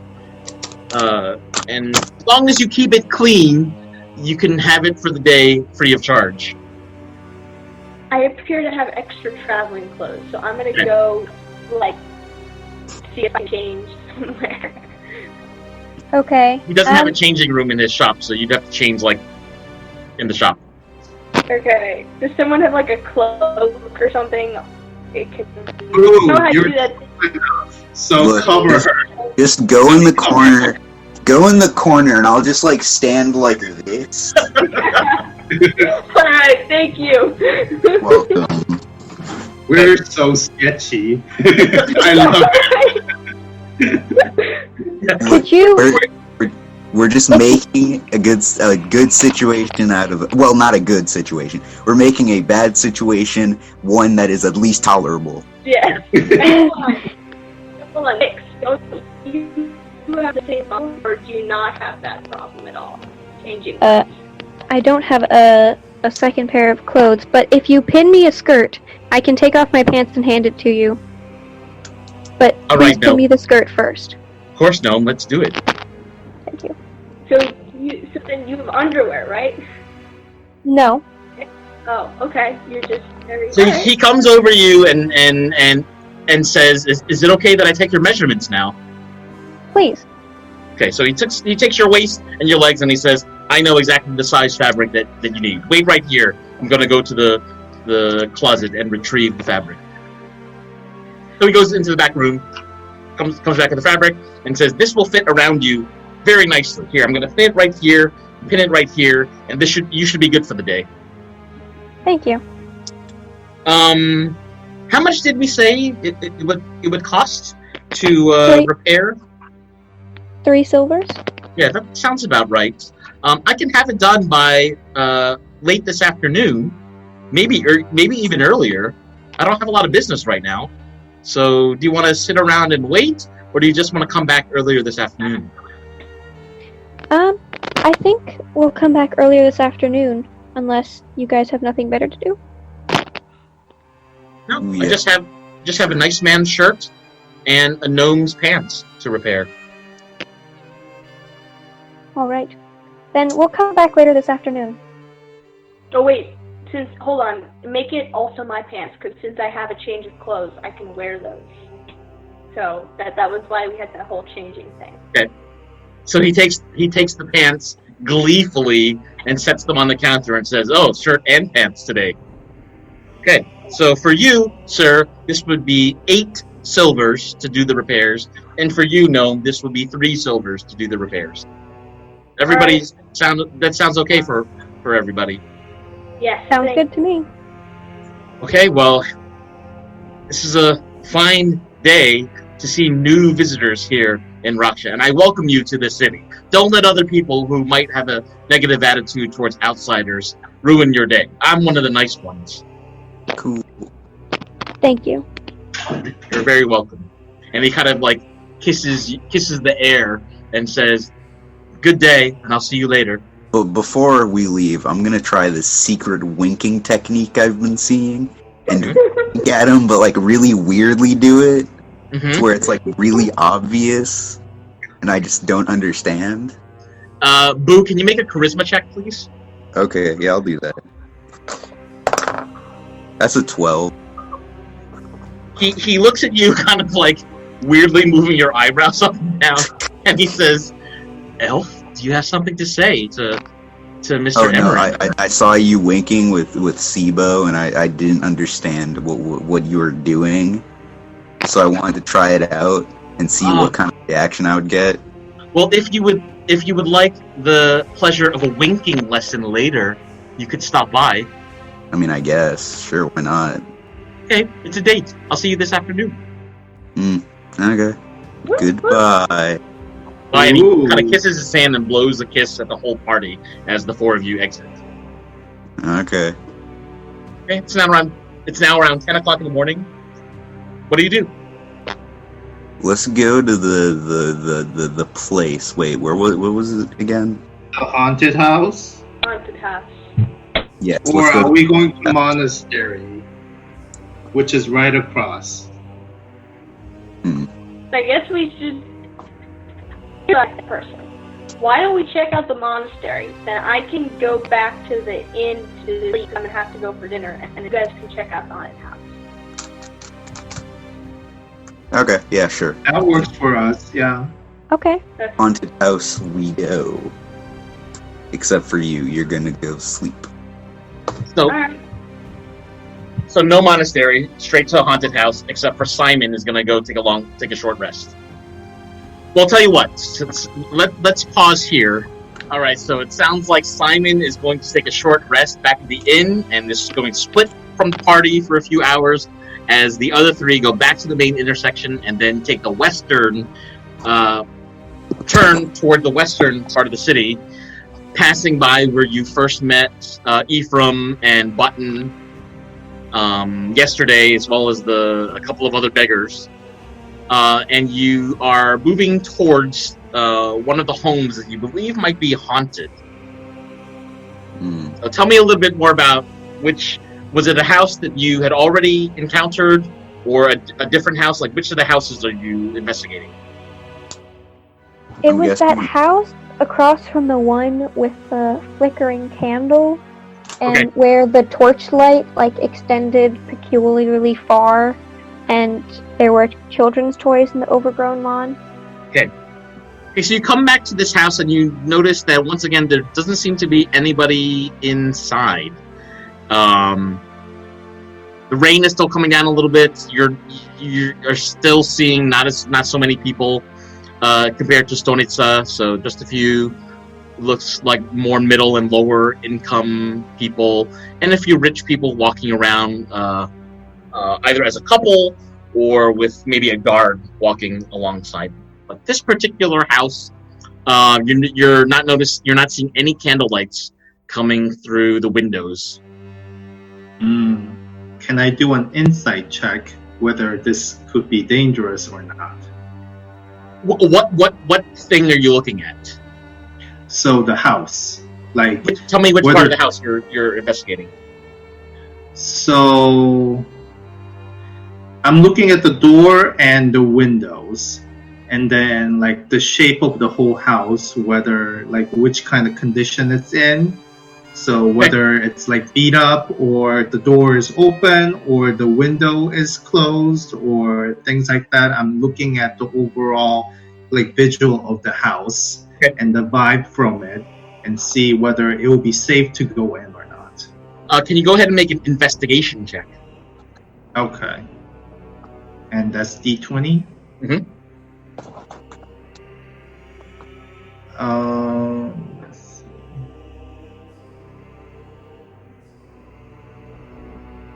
And I got 10.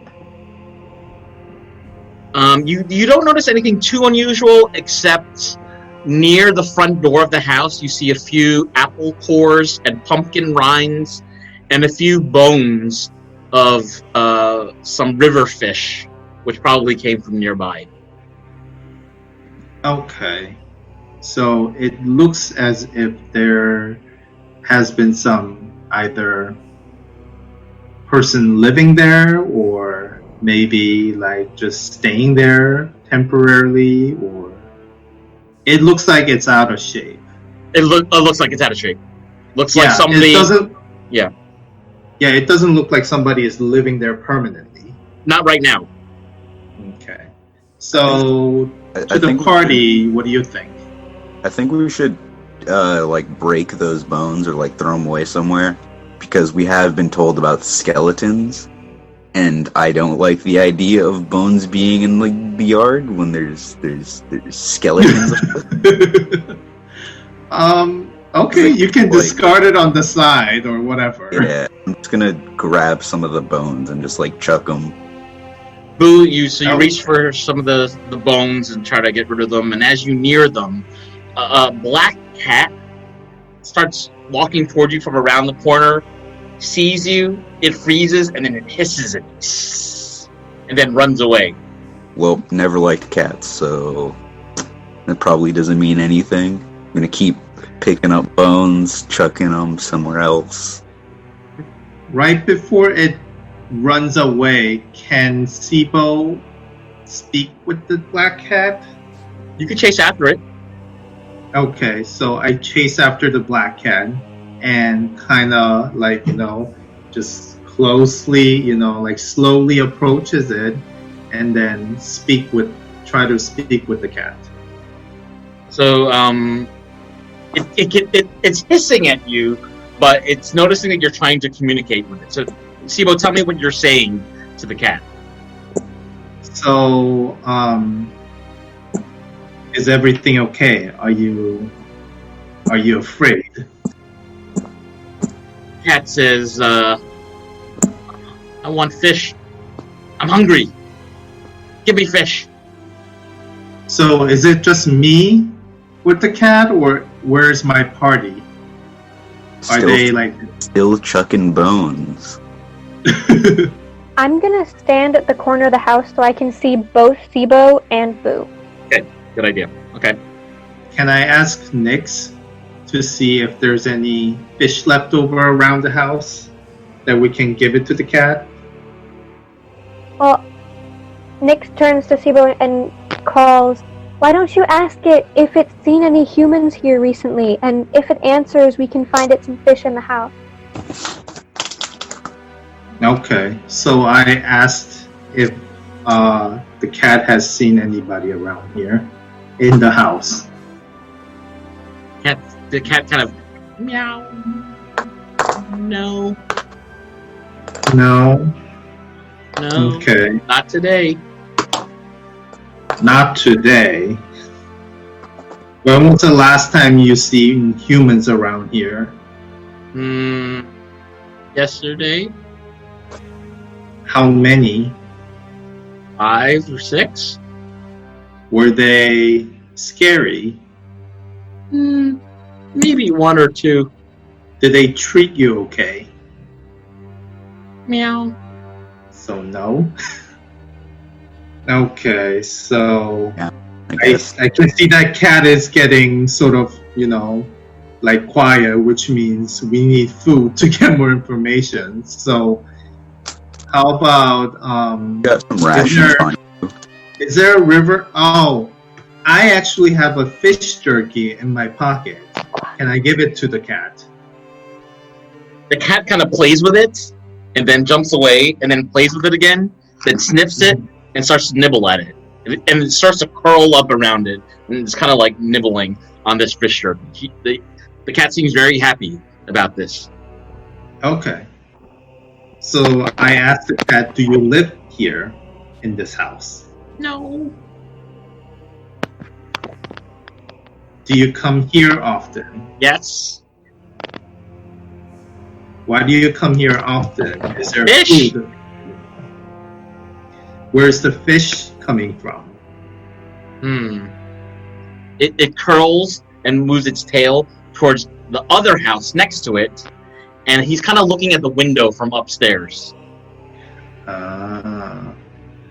And I ask Nyx to look at the other house that the cat is pointing, and I ask Nyx, does it look like somebody lives there? Can I make a perception check? Yeah, you can. Go ahead. Nat 20. Ooh. So, this house that's next to the one that you're currently at now has paint that's chipping off that looks pallid and dead. Like, the paint, nobody has cared for the paint or the exterior of the house in quite a long time. You're noticing some shrubs in the front of the house as well as some windows. The grass looks like it's very old, like rotting hair coming out of the ground that grew out of like a head of some creature. And that's about it. You don't notice anything in particular coming out of the windows or anything. So you can't tell if anybody's currently living there. But it does look pretty rundown. Okay. And I'm going to ask the cat, do you feel like this place is haunted? Have you seen any spirits or evilness? Meow. The cat kind of meows at you, grabs the jerky, and then kind of like runs away from the party, moving west. Okay. So we'll let the cat run away. We're not going to chase anymore. I feel like we have some good information that we can just from that we can try to go into the haunted house. Yeah. What will party say? Let's go. So how are you going to do it? Can I do an insight check on which entrance or which method we should use to get into the house? Okay. So I think you can do an investigation check to see what point of entry could be the weakest, whether it's a window or a door. So you could do an insight check to do that. And other party members could do the same if they wanted. Yeah, I'll do an insight too. I got 14. Never mind about that insight. Not me. It's Not not me too either.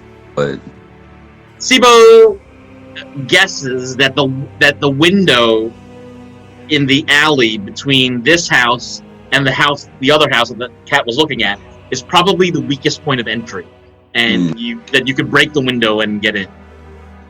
Okay, Boo, do you want to do the honors? And maybe crash it a little quiet? Not to draw more attention. Okay, to be fair, it is very hard to quietly break a window. But you're So I'm just gonna break it. Like, if you throw a rock, it's gonna make a noise. Like, if you throw it at a window, it's gonna make a noise. So, like, nah. And that's like the easiest way, whatever. I'm just gonna take We out are my... in an alley, though. Yeah, no, it's fine. No one will notice. I'll just take my long sword, poke it through the window. And the window crashes. Should I make an attack roll on the window? Yeah, I think you need to make an attack roll, actually, and then Okay. the damage roll if you hit. That's a nat 1. So you swing your sword at the window at what you perceive to be a weak point, and somehow you end up throwing your sword at the window, and it just drops to the ground. It almost as if the sword is looking at you with a disappointed scowl. if it had a face. Well, second sword. Let's go. Attack the window again. All right. That is a much better, a 16. Okay, you can go ahead and roll for damage. Okay, cool. That is 10 damage. Okay, so that's enough to crack some of the lower, the glass in the lower two panes and some of the windowsill. And if you punch through, you could probably crawl through the hole and get into the house. The glass is like everywhere, but in really small pieces. It doesn't look like very well. Doesn't look like high quality glass or wood. But there is a hole that looks like you could use it to get into the house. Cool. Time to punch window. Okay. So you punch the window so the hole is a little bit bigger. And try to put my hand through the window and like unlock it and just like try to pull it up from the outside. Well, you don't need to unlock it because it's already broken. The lower two panes are broken. So you could climb through a hole that's been created to get into the house now. Oh, okay. I didn't know how big the window was, so I just assumed it was like really small and we couldn't get through. Okay, never mind. Wide enough. You could say it's wide enough that you each be able to get through. You would have a little more trouble just because you're taller, but all three of you could get through. Yeah, okay. Then I'm just gonna get through. okay, so we're in. So you could I get the three of you to each make an athletics check? Okay, that's not too bad. Nat 20. Oh my god, why? How? Again? Well, my last roll was a nat 2 on the investigation, so it balances out. Yeah. Everybody else? 13. I got 5. Okay, so Sibo and Boo, the two of you, when the two of you try to crawl through this window, the upper panes of glass both crash down on you, and you each suffer 2 points of piercing damage from the glass. Ow. Nix, however, manages to climb over everything and jump through the window, almost like a seal going through a hoop. And she comes into the house totally unscathed. Whatever. It's fine. I'm not salty. I put over my goggles, pretend I'm not. Pretend you can't see how furious I am. So what The power of little people. Yeah. What you can see in this home looks like any standard lower income home. You see a kitchen. It's in the same room as the bed. Looks to be like two people were living here, but they haven't been here in the past few days. some of the fruit that you see in a bowl in the kitchen looks like it could still be edible, which tells you that they probably didn't leave that long ago if they have some fresh fruit and vegetables still in the house. So what do you do? I'm not risking it with those fruit. I'm not trying to get sick from like random fruit that I found on a table. We should like check out. Have we checked out the whole house by now? It's pretty much a one-room house. Okay. Yeah. Can I make a perception check for anything that looks weird? Yeah, tell me where you want to look. If it's one room, can I like scout the whole room? Mostly to see if there's anything that's been disturbed by anyone coming through, any signs of anyone who doesn't live here who came by. And I rolled nat 16 with that my bonuses comes up to 20. You don't detect anything unusual in this home that fits that description.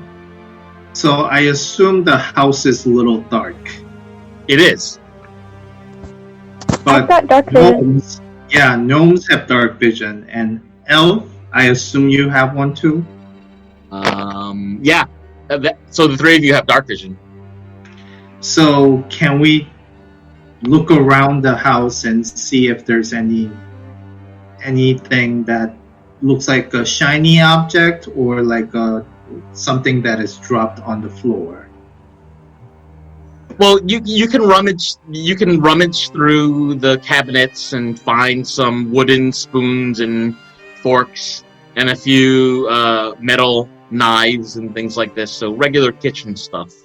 Well, it looks like there's not much more to be seen in this house. I might want to go and check out that house next door, though. Okay, I agree with Nyx. So it seems like there's not much going around in this supposedly the haunted house. Yeah. So we're thinking about going to the house that Kat was pointing at. What do you think? Let's head out there, because that's where the cat got the fish and stuff. Gotcha. Yeah. So are we gonna head out through the main house door? Is there like a back door to an alley or something? No. In this house, no. So we'll just head out and close the main entrance door. How about that? So that we don't take any more damage going through windows. The front door is locked. So you can't exit through the front door unless you manage some other way to do it. Okay. Wait, Just use my swords and break it. No, bad idea. The front door is literally visible from the street. okay, then we go out through the window that we came in. Yeah. So do we do an athletics check again? Or? Could you each roll an athletics check to exit through the window? Okay, that's not even, that's the same amount, 11. I got 6. Nat 14, but I'm looking for my modifier. Nope, you're good. Okay.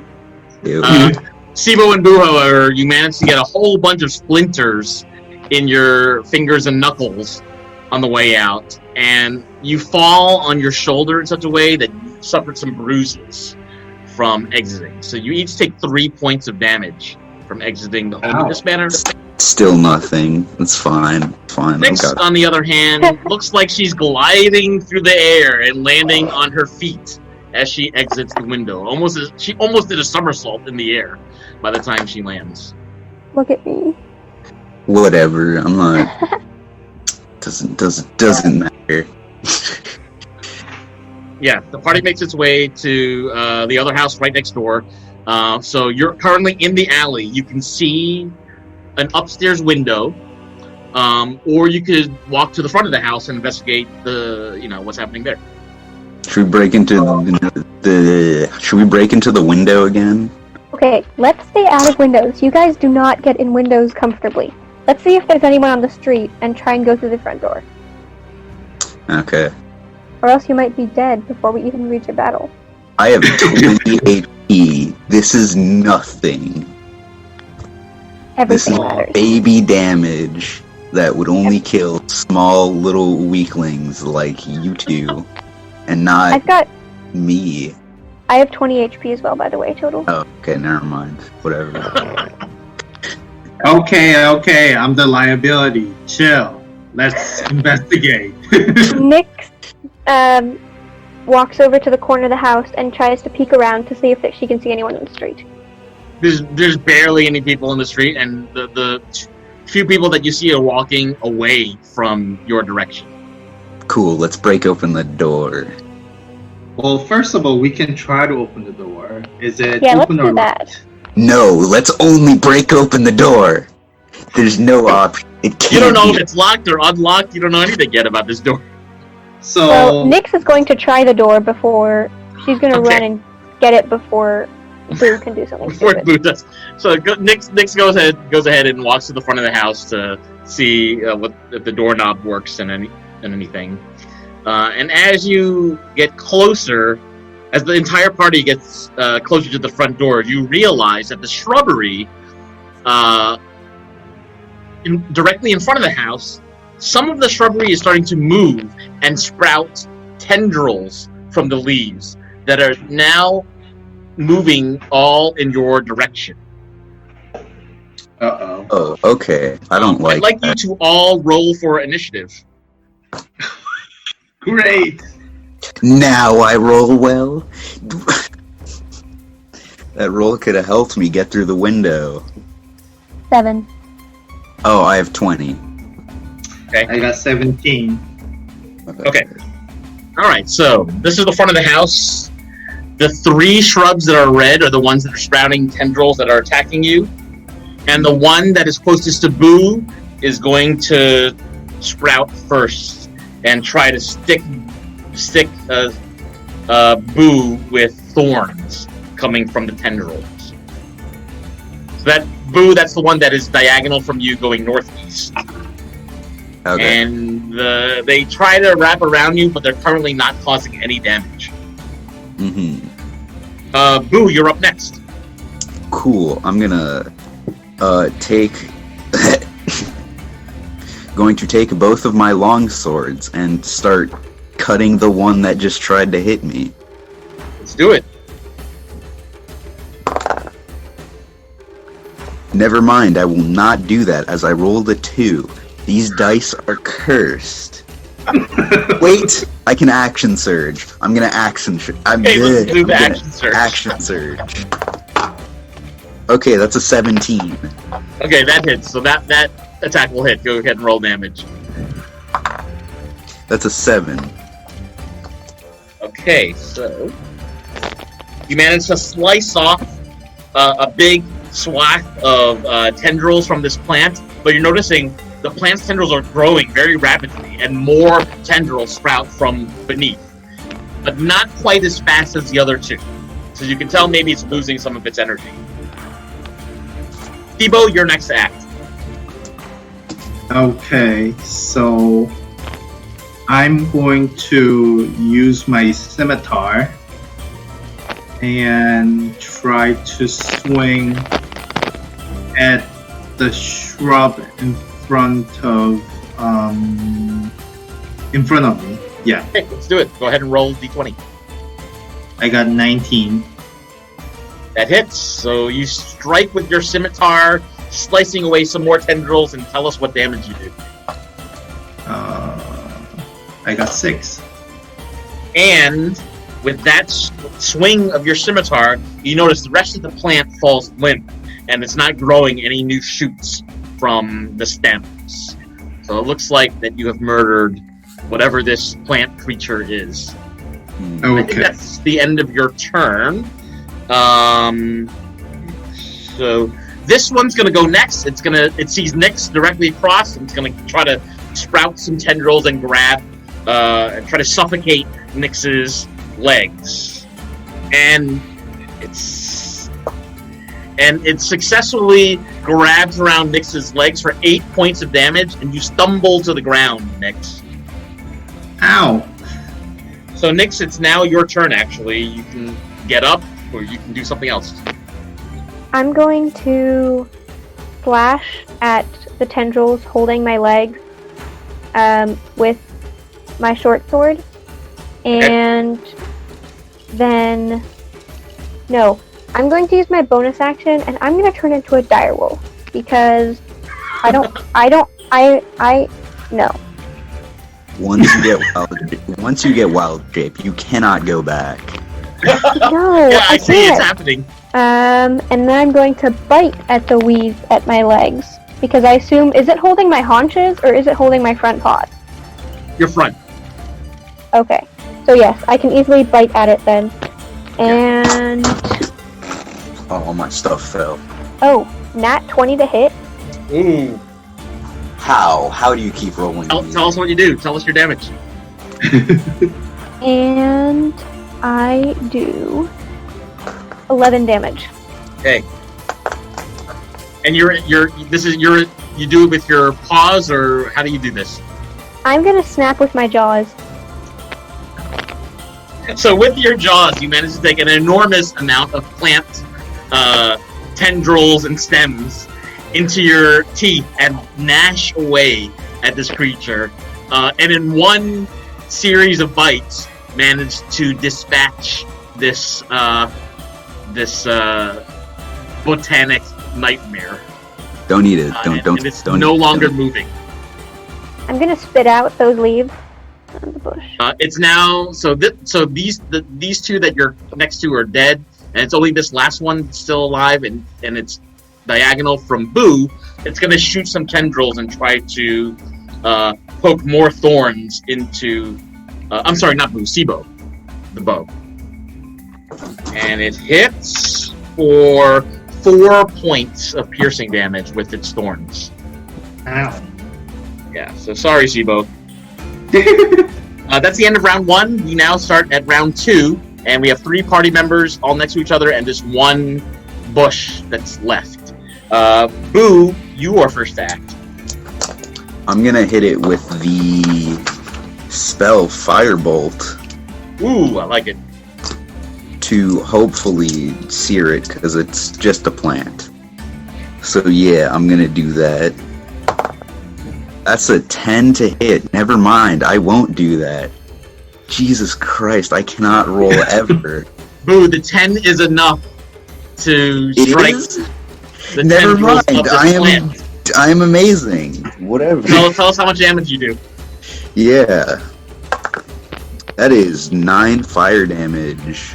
Okay, you managed to hack off an enormous amount of stems and leaves from whatever this creature is.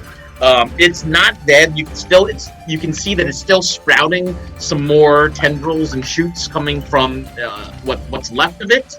But you managed to hack off quite a large amount of stalks that have shriveled into black pieces, kind of falling on the ground. So well done with that. Sibo, you're up next. What's left? It's just the one that's diagonal from you is the only one left. Okay. And it's almost dead. Gonna finish it with my scimitar again. So D20, and then I got 12. That's enough. Tell us how you kill this. Tell us how you kill this thing. I see the root on the ground, and then I'm going to slash it. You slash into the roots of this creature, and you see the remaining shoots all wilt and fall away from it. The 3 of you have murdered these bushes in 2 rounds. So hold on 1 second. I'd like you to each take. I'd like you to each take 15 experience points. Woo! Oh! Okay, you better not be a wolf this entire campaign. I'm just telling you right now. I'm Once not. I get better forms, I'll probably transform into that, but this is about as good as it gets. No, I mean, don't stay a wolf for the rest of the campaign outside of the fights. Why? I love people. Because you can't talk. Okay. I'll consider it. And you track mud. Well, every time I wild shape into a new direwolf. So I'm like Okay. up to normal HP and Yep. clean and pretty. Mm. As pretty as a wolf can get, I suppose. All right, folks. So we're standing outside this house. Open door, or at least attempt to open door. Do I need to roll something for that? No, but you notice somebody yell at you from across the street. Hey, leave that house alone. Nobody's there. Get out of here. How would you know? They left a few days ago. Oh, well, I mean, we think there might be squatters in there, so we want to investigate. Deception. That's a 19 on deception. You're investigating. Yeah. You're not dressed. But why aren't you wearing the uniforms Captain Oku has the town's investigators wear? We're trying to be real low key about this. This isn't supposed to be a big deal. So we're posing as normal, common, not investigators. Oh, you're dressed like civilians. Yeah, please keep that quiet. We're not supposed to be telling you this. But you kind of, peeped in on us. So whatever man was yelling at you just shuts his windows and goes back into his house. Yeah, okay, cool. Now let's open the door. Okay, so the door is locked. Dang. Now let's break open the door. This will take a strength check. Does anyone else want to try before I just... Yeah, and actually, if you want to do it as a group, like if all three of you want to run against the door with your shoulders to see if you could do it as a group, you could all take a strength check, like you're helping Boo, because Boo's the tallest, or the strongest, to knock this door in. Basically... So we're rolling... A strength check, so rolling a d20. Okay. I got 17. I got a 5. I don't know what my strength modifier is. What's your ability score for strength? My strength is 17 as a direwolf. That's plus 3. Okay. Yeah, it's plus 3. So then 10. Okay, so 10, and then Sibo has 17. So the gnome in the party manages to make the largest dent in this wooden door. Sibo has managed to collide his body with his shoulder and leave a small dent in this door. And this dent has now become the weak spot to get into this house. Cool. Taking out the swords. Start swiping at the door. Okay, take another d20 then. I need another strength check. That's a natural 20. Alright, so Boo manages to slice directly in the sweet spot of this door, such that you've now created a small hole in the front door. So if you can imagine the doors like this, you've knocked out like a small hole where you could either keep punching at that hole or try to reach inside or do something. I'm gonna try to reach inside and grab the knob and open Wait, it from the inside. As Boo tries to reach inside, Nyx nudges Boo's hand away from it and peers through the hole to see if she can see anything. Oh, good point. Look in there. Nyx, in the form as a wolf, cannot see anything unusual. You see table and chairs, kitchen. You see a staircase that leads upstairs, what you presume are the bedrooms, and some clothes scattered about, papers scattered about. Looks like no one's been here, or somebody has left here in a hurry. Okay, cool. Then I'm gonna continue with my reach around so I can unlock the door. Okay, and you manage to unlock the front door. Cool. Let's go and investigate. Okay, so the three of you are now inside the home, and so you now see the same scene that Nick saw earlier. The first floor looks a lot like the home that you were in earlier, except it looks like it had a lot more stuff in it, and that there were more people living here. You see some children's toys in the corner, and what you presume might be items in the house representing a father and a mother as well. Okay, so Can I make look around. Yeah. Can I make a smell and hearing perception check, which gives me Yeah. advantage? You can. Smell for the ghosts. Nice. So that's a 19 plus 4 is 23. Ooh, that's good. So you can smell some rotting vegetables coming from the kitchen. And some garlic in the kitchen as well. Okay, so they're clearly scared of vampires. And they leave their food out. I'm gonna go to the kitchen, investigate, see what Nyx is smelling. Okay. Meanwhile, Sibo is going to take the stairs and go upstairs. And Nick, yeah. Oh god, you're all gonna leave me to get fend off the spoiled vegetables? Yeah, we are.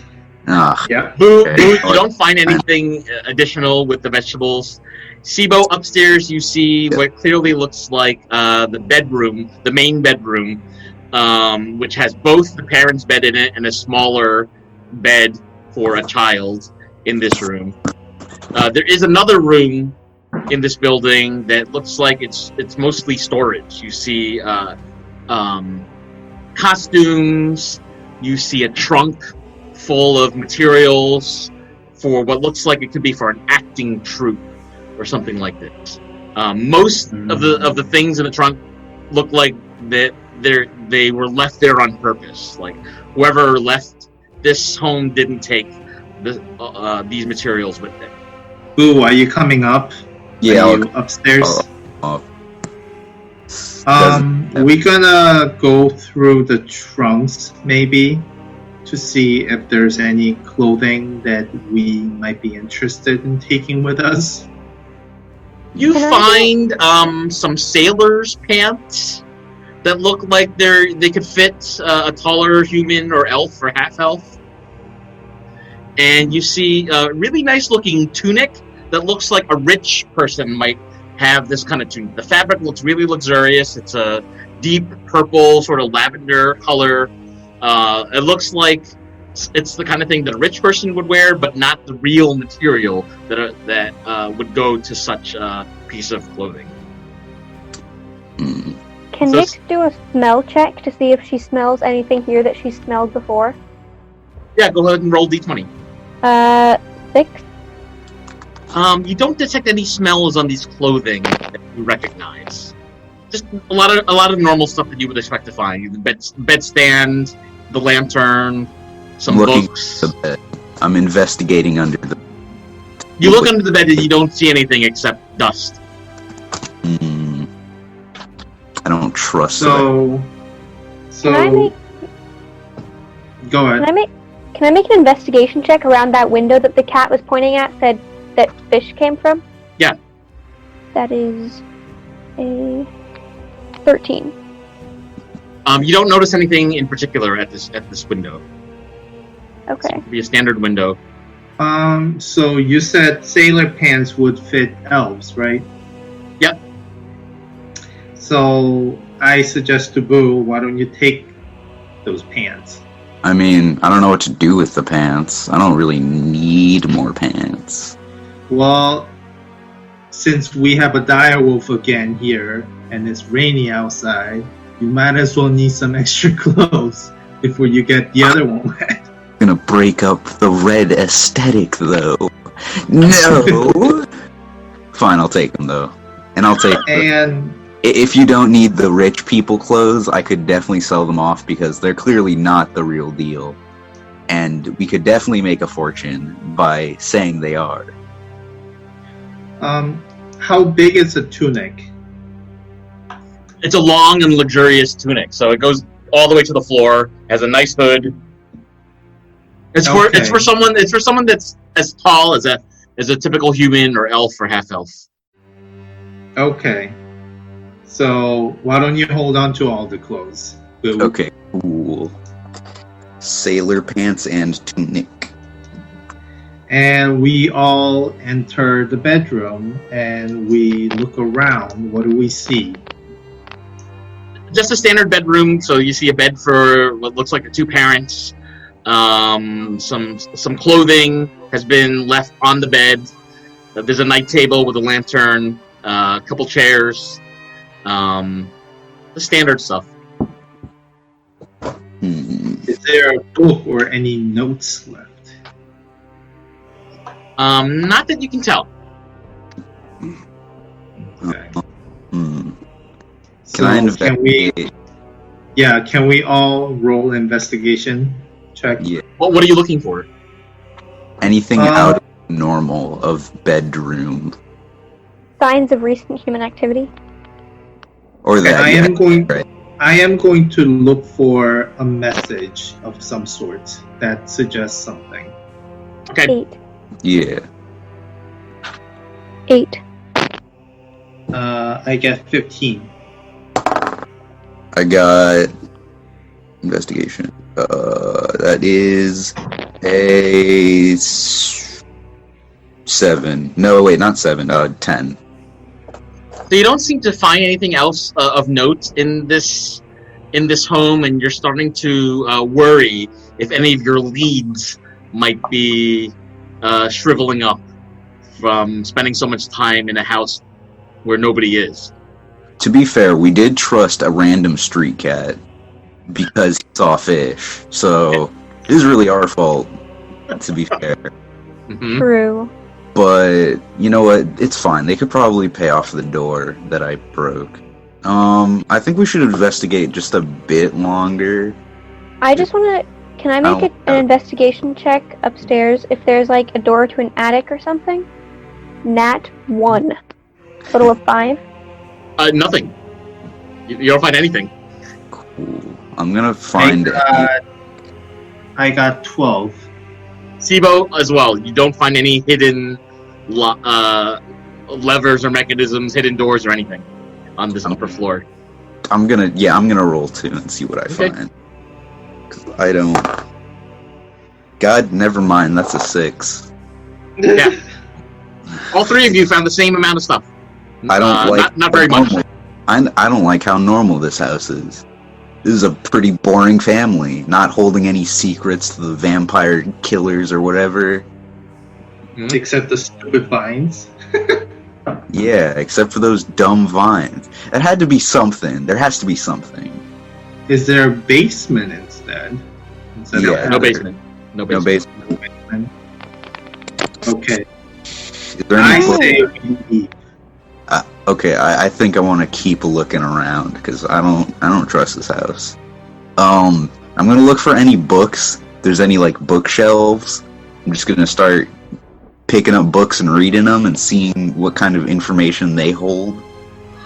So you notice just a few books in the main bedroom. No shelves, no library or anything like that. And the books seem to be about the acting profession. So how to write a script, how to do blocking and put characters, who goes on stage at what time, how to build props, things like Okay, this. I might need these for personal reasons, so I'm gonna take those books. Okay, so it's about 4 different books. They're about £1 or so each, so they're taking up some room in your pack. Nick growls at He Boo. is busted. Nix does what? Growls at Boo? Yes. I'm taking it. These books could make me a famous actor, and I could be super famous and well known, and then we would make a bunch of money, and then you wouldn't have to. Me, you, Sibo, Simon, you wouldn't have to worry about anything. You wouldn't even have to adventure. I'd get to act once like a year, and then we could make as much money as we are now. And you can't respond. You're a dog. You're a dog. You can't respond. I'm right. I'm a wolf. Nyx turns around and swipes as close as she can to Boo's face with the tip of her tail, and then heads downstairs to go see if she can find anything hidden down there. Okay, you can make a perception check. 19. Nix, you can't find any hidden levers or objects or mechanisms or doors or anything downstairs either. This house looks pretty empty and Spartan and might not have much other value to the party. Okay, toys. The kids' toys. That has to be something. They're probably like haunted, like Chucky or whatever. Like the toys. Okay, so there's some toys in the kitchen. You want to investigate them? That would be an investigation check. Yeah, I'm just gonna like grab them and start shaking them and looking at them and seeing what they hold. Go ahead and roll d20. That's a 16. These toys look very well loved. It's a series of different dolls and blocks and things of this nature. They seem to be that they've been played with a whole lot. That whatever child was playing with these objects used them often. So there's some wear and tear. Okay, is there a bathroom in this house? Is there a bathroom that holds secrets? Nyx heads over to Boo and gently takes a hold of his pant leg in her teeth and tugs him towards the door. But there has to be something. They had weird, plants that came out the ground and started wiggling around and attacking us. It's got to be something here. Nyx sighs and flops on the floor. I think we should check out the monastery, or we can go back to the tailor so that Nyx can have pick pants. up her actual clothes instead of just wear these really long pants. What if we went to the tin mines? I don't want to those go to nearby? the entire party. How far is the tin mines? Skeleton. The party doesn't know yet. Oh. I guess we can go to the monastery or the tailor since we don't know what the tin farms are. Sorry, not tin farms. You don't farm that.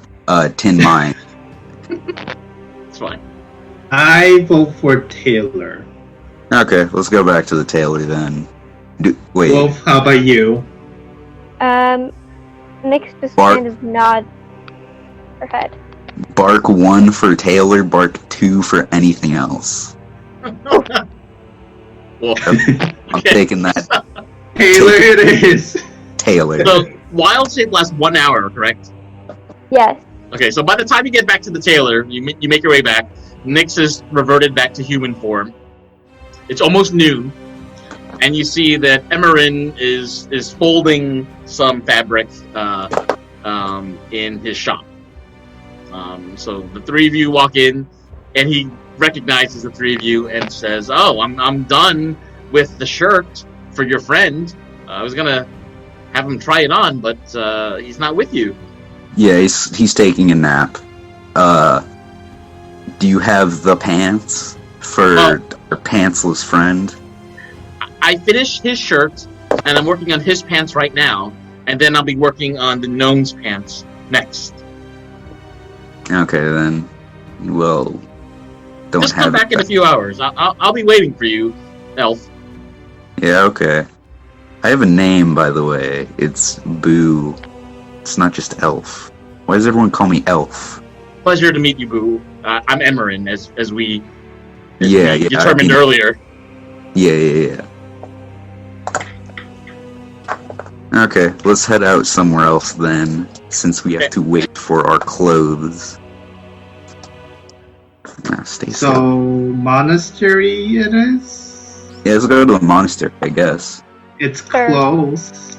I'm gonna Right have across the street. to short rest sometime because I'm down to 5 HP and I might want to reload my wild shape.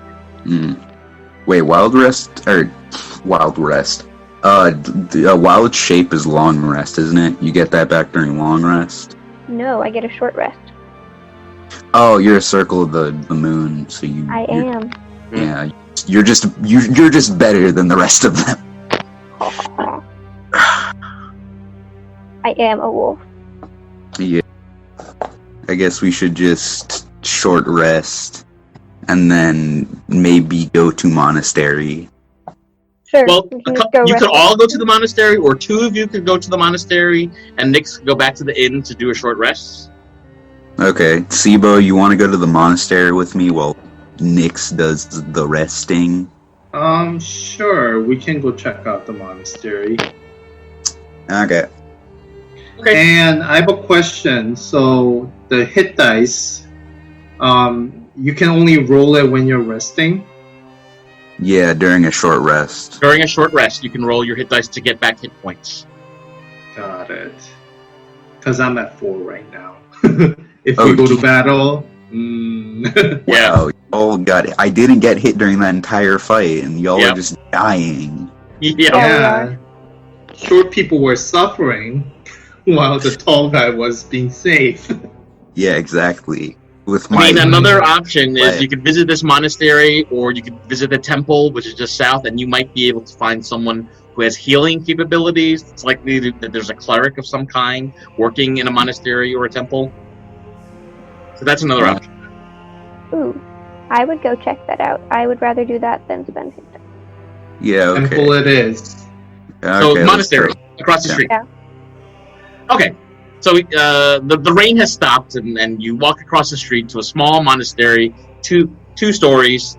It's got blue and white stripes along the facade of this building, and it has kind of like the arched colonnades that you might see typical of a Spanish or Portuguese monastery.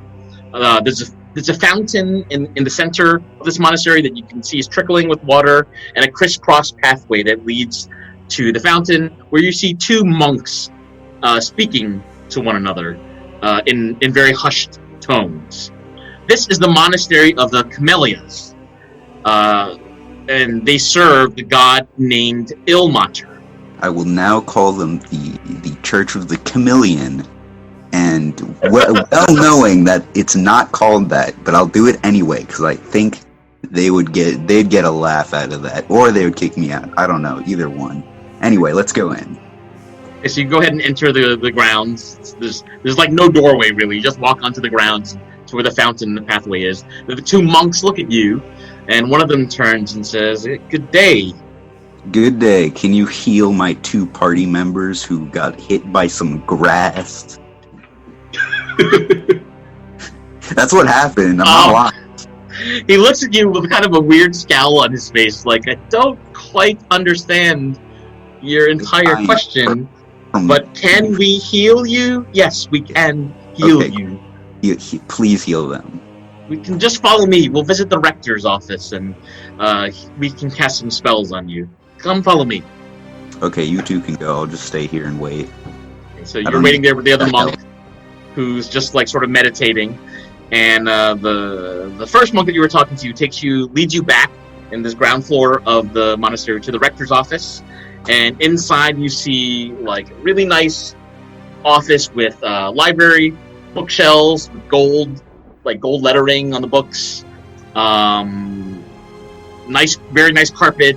Chairs look really nice and have like studs on the outline of the chairs. And you see the rector, who's a much older man, probably in his 60s, white hair, swept to the side, kind of like Hugh Hefner.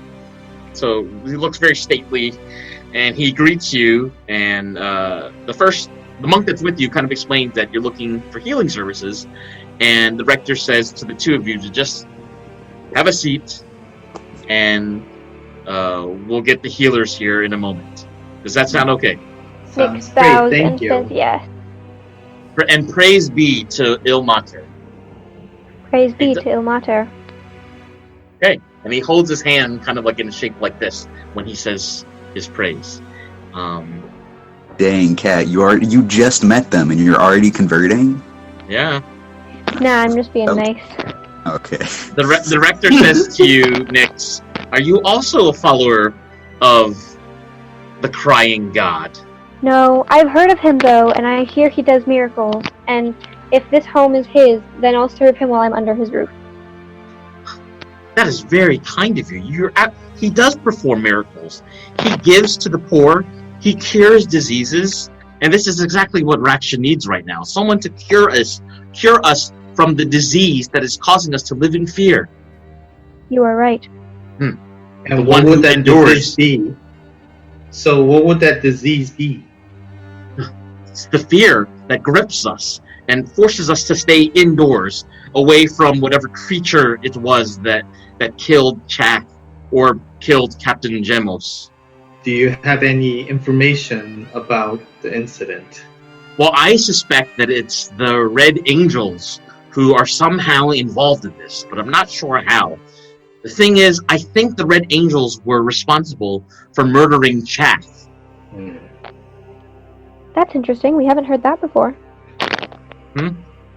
We haven't Well, heard that the before. reason why is because somebody found a red feather near Chath's body when his body was discovered. You could probably ask Tomic to see what he knows about Chath's death. Is Everybody he a monk talks. here? Everybody talks to Tomic about the rumors in Rakxe. Who's Is he a this monk here? comic person? Oh, Tomic, he's not a monk. He's a dwarf, and he's a very funny gentleman. You'll see him wearing his white coat, walking up and down the main strip on most days. Even a day like today, now that the rain has stopped. Okay, perhaps we can meet this person later after we get healed. You can't miss him. He's very, very tall. Got it. A tall dwarf? He's tall for a dwarf. Ah, okay. A cleric enters and says, may I lay hands on thee, gnome?" Yes, please. And he heals 2 points of damage. He leans over at Nyx and heals 1 point of damage. He then looks at you and says, are you in need of more healing services? If possible, that would be wonderful. Yes, please. If possible, Praise do you be have to a Mater. donation? If possible, do you have a donation for the god Ilmater today? I hand in 1 silver. Says, a donation for healing is usually 10 gold. Oh. I'll donate 3 gold. He says, do you have 7 more? But I can heal. I only want to I want to make sure that I'm safe enough to travel wherever else I need to. I don't need to be healed completely. Oh, well, if you like, you can buy a healing potion. We sell those here. They're 50 gold each. Okay. Will you heal for anything less than 10 gold? Well, that's what we give the god Ilmater for services like this. Yes, of course. He must be enumerated for his miracles. Indeed. You understand. I do. Alright, I'll pay the 10 gold. I'll thank the god for the life that he gives us. Fake The work. cleric does this with his hands and heals you to your maximum hit points. Be well. And to you, other gnome, are you also in needing of the full services today? I think I'm feeling better now, so I'll take a pass, but thank you for God's work. And thanks you, praise be to Ilmater. Good luck on your journey. Praise Thank you be so to much. Mater. So everybody in the room sort of bows at you and sees you off, and you meet back up with Boo, who is now alone by himself by the fountain. They say we should go meet this guy called Tomic. Who? Tomic? Who's that? He's like this He's little... Yeah. he's a tall dwarf. dwarf. Impossible. Don't exist. Not possible. Tall for dwarf. Okay. Yeah, let's check him out. So the party exits monastery Mm-hmm. and goes to the main street. Okay. Yeah. And do we see any dwarf with a white coat? Not in this present moment, you do not. Hmm. Can we wait under the tree for a few minutes to see? You can wait if under a he tree for a comes few up? minutes. Mm-hmm. Okay. Yeah, we're waiting. And do we still see anything? You don't see anybody that you recognize during your short break under a tree. You're starting to get a little bit of hunger pangs. It's going to be lunchtime soon, but nothing out of the ordinary. You see the same kind of beggars that you saw yesterday, but nobody that you've seen before has crossed your path. Well, Think of a way to get him possibly here, but we also don't know this guy. So, I I have an idea. Just for like our party's health and stuff. I've got 9 good berries, if that would be of any help, Sibo. And I could give you 7, and then I eat 1, and Boo eats 1, and that way we don't have to eat lunch or dinner. Okay. That Yeah, sounds sure. good to me. That would heal me completely. And then you can skip. Then you don't have to eat the rest of the day. It feeds you for a day. Yay! Okay. So, I think I have a vague amount of an idea. It's not really an idea. It's really bad. But I don't know how to get a guy to come over here that we've never met before. So I'm just gonna like start yelling and being like, "Come one, come all, witness the great butternut," as he swallows 2 very long, sharp swords that could kill him, like in a very carnival-esque manner, to hope to will a crowd to come over. Hopefully, one of those people in the crowd is the guy we're looking for. So normally, under circumstances like this, you would easily draw a small crowd to witness your performance. However, you notice as soon as you make your pronouncement, people start running away, clearly afraid of whatever sort of performance or magic you had to show. Okay, you know what? I'm gonna go the easiest way with these people. I have 50 gold. I'll give it to one of you. Just come into a circle. Everyone come over. I have 50 gold.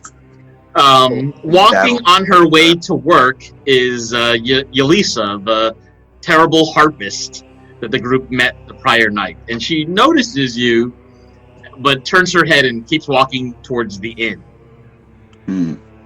Hey, harp lady, harp girl, come over here. She turns back and says, "I'm gonna be late for work. What do you want?" Real quick, do you know the tall dwarf in the white coat? Oh, Tomek? Yes, I know Tomek. Where is he? Tell me. He usually walks on this street after lunch. He might stop by the tavern, in fact, to get a bite. I don't know where he is. Maybe he's home right now. Do you know where he lives? Yeah, east, by the docks. Like an address? What's an address? Can you give me his approximate, like, what's his street look like? It's east, by the docks.